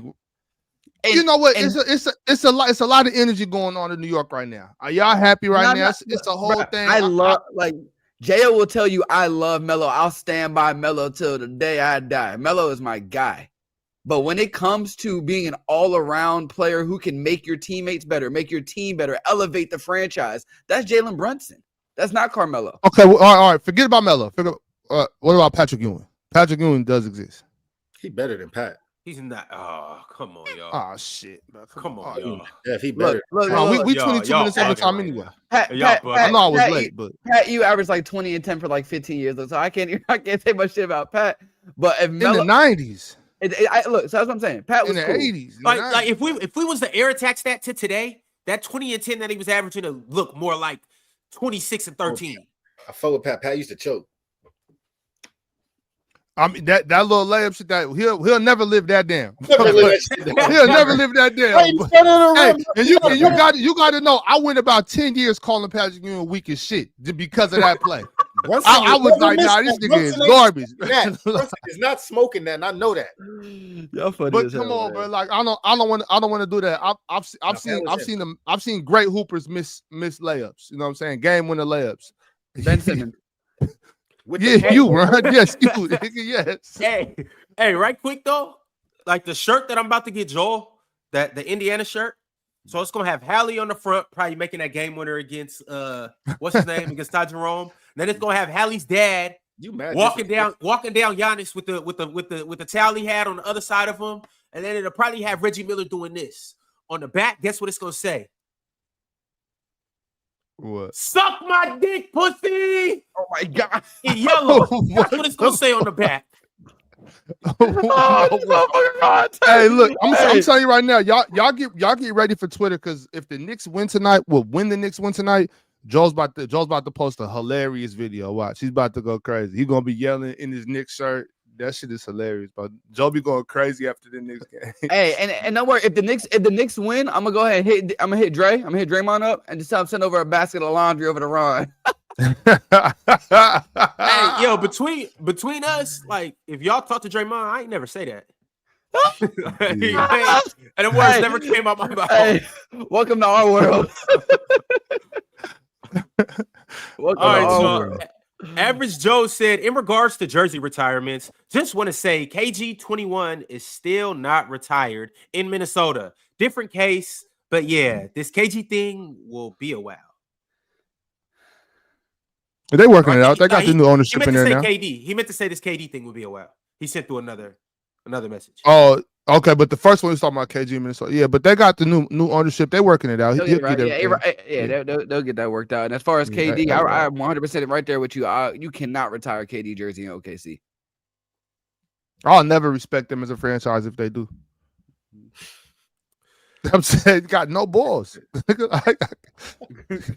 No cojones. Cowboy Bob said Mars defending his takes like Alex. Knicks need all players to step up offensively. Indiana will keep it close. Cat has to step up. Go New York, go. It's going to be a good series, but I can't wait. Yeah, I'm excited for tonight. My man Average Joe sent through another super chat and said if Russ averaged 16 to 19 points, was more efficient, say 46 to 48 from the field, with those triple doubles, I truly think folks would appreciate him more. So if he averaged less points and more efficient, you guys would like him more? Hell no. He needed that 30 ball.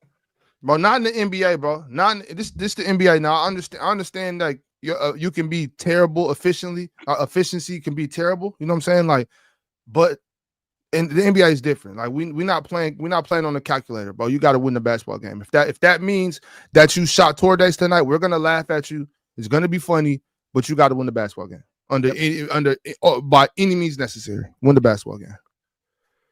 Sir Charles likes churros. That profile picture is ridiculous. Why would he do that? But anyways, Sir Charles said, won't happen, but hope text for flopping is a thing someday. It will be. We'll see. Hey, we see a lot of them. That's all I know.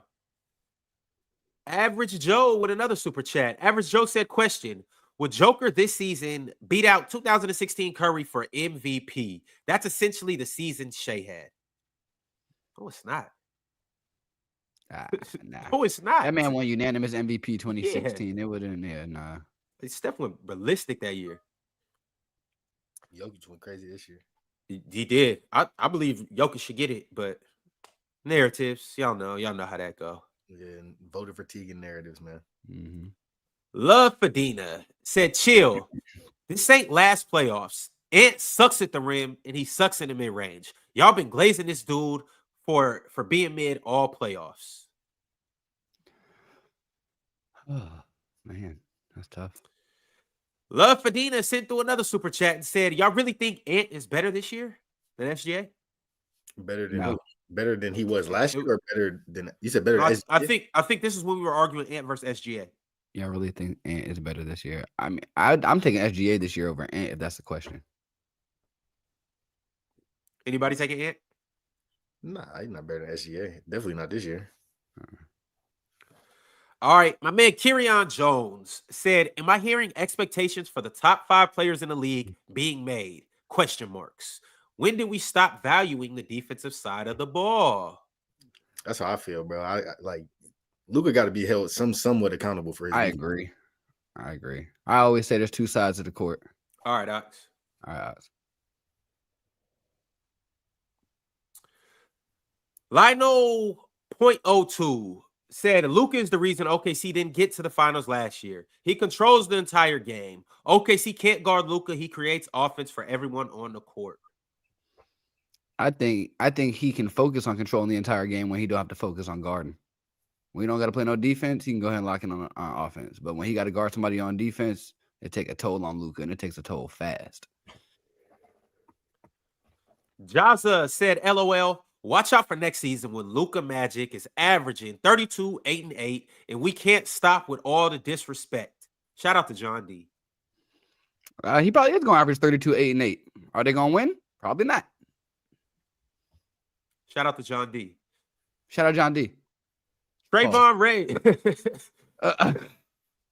Trayvon Ray said, Russ's value has never been inefficiency, so why are we using that to determine his impact when his impact top 5 has always been in spite of that? Because when you take in historical context, you got to bring into the statistics. And that's always been his biggest negative. Mm-hmm. MP13 said, box score watching in 2025 is crazy. What are we doing? Hey, sometimes you can box score watch and get down to the point of things. I agree. 10 for 30, 8 for 24, 12 for 31, 11 for 31. I'm just saying. KD had 3 games in that series where he shot 30-plus shots. That's crazy. You brought that. And one of them he made 10, and another one he made 12, and then another one he made 10 as well. That's crazy. Know. That's Maybe crazy how you brought that back. That's crazy how you brought that back, Rob. Maybe I'm tripping. I don't know. We got 2 more super chats though, y'all. Another one is from my main man, Napoleon Ice Cream. My dog Napoleon said, funny when people that's his name. No, that's his name, Napoleon. Yeah, just But shout out my dog Napoleon. Napoleon said, funny when people expected KD to stay loyal to a city that stole a franchise. That's what y'all didn't want to put up no money for a new arena. That's what y'all on is crazy. Y'all didn't want to put up no money for a new arena. Y'all was being cheap. So KD is allowed to make the biggest snake move of all time just because the Sonics moved to the OKC. That's insane. I didn't type it. I just agree with it. You agree with it? KD's allowed to make, that was a crazy snake move that KD pulled. But he's allowed to do it. But I mean, I'm not gonna say it's justified just because the Sonics because Thunder left the Sonics. I mean, you know what's funny? SGA gonna leave him too. The Thunder? Yeah. No. That's a wild prediction. Hey, that's more of a want. That's a hope. That was the one that y'all said earlier. Cats just trying to be right 5 years down the line. Yeah, you gotta just circle this date on my calendar. And it happened. He'd be like, I told everybody. Everybody that. All right, y'all. This is the last member chat of the day from my dog, Kill Bills. He said Pacers versus OKC finals. Y'all feeling this? Knicks versus Thunder finals. Knicks is Knicks 6. versus Thunders. You sent that from your burner. That's your burner. I can't speak on that. I don't know. The last two could be from my burner. I don't know. Jay, who you got in the finals, Jay? Bro, because I still think the Timberwolves gonna make this a series, but I'm gonna go Knicks and Thunder.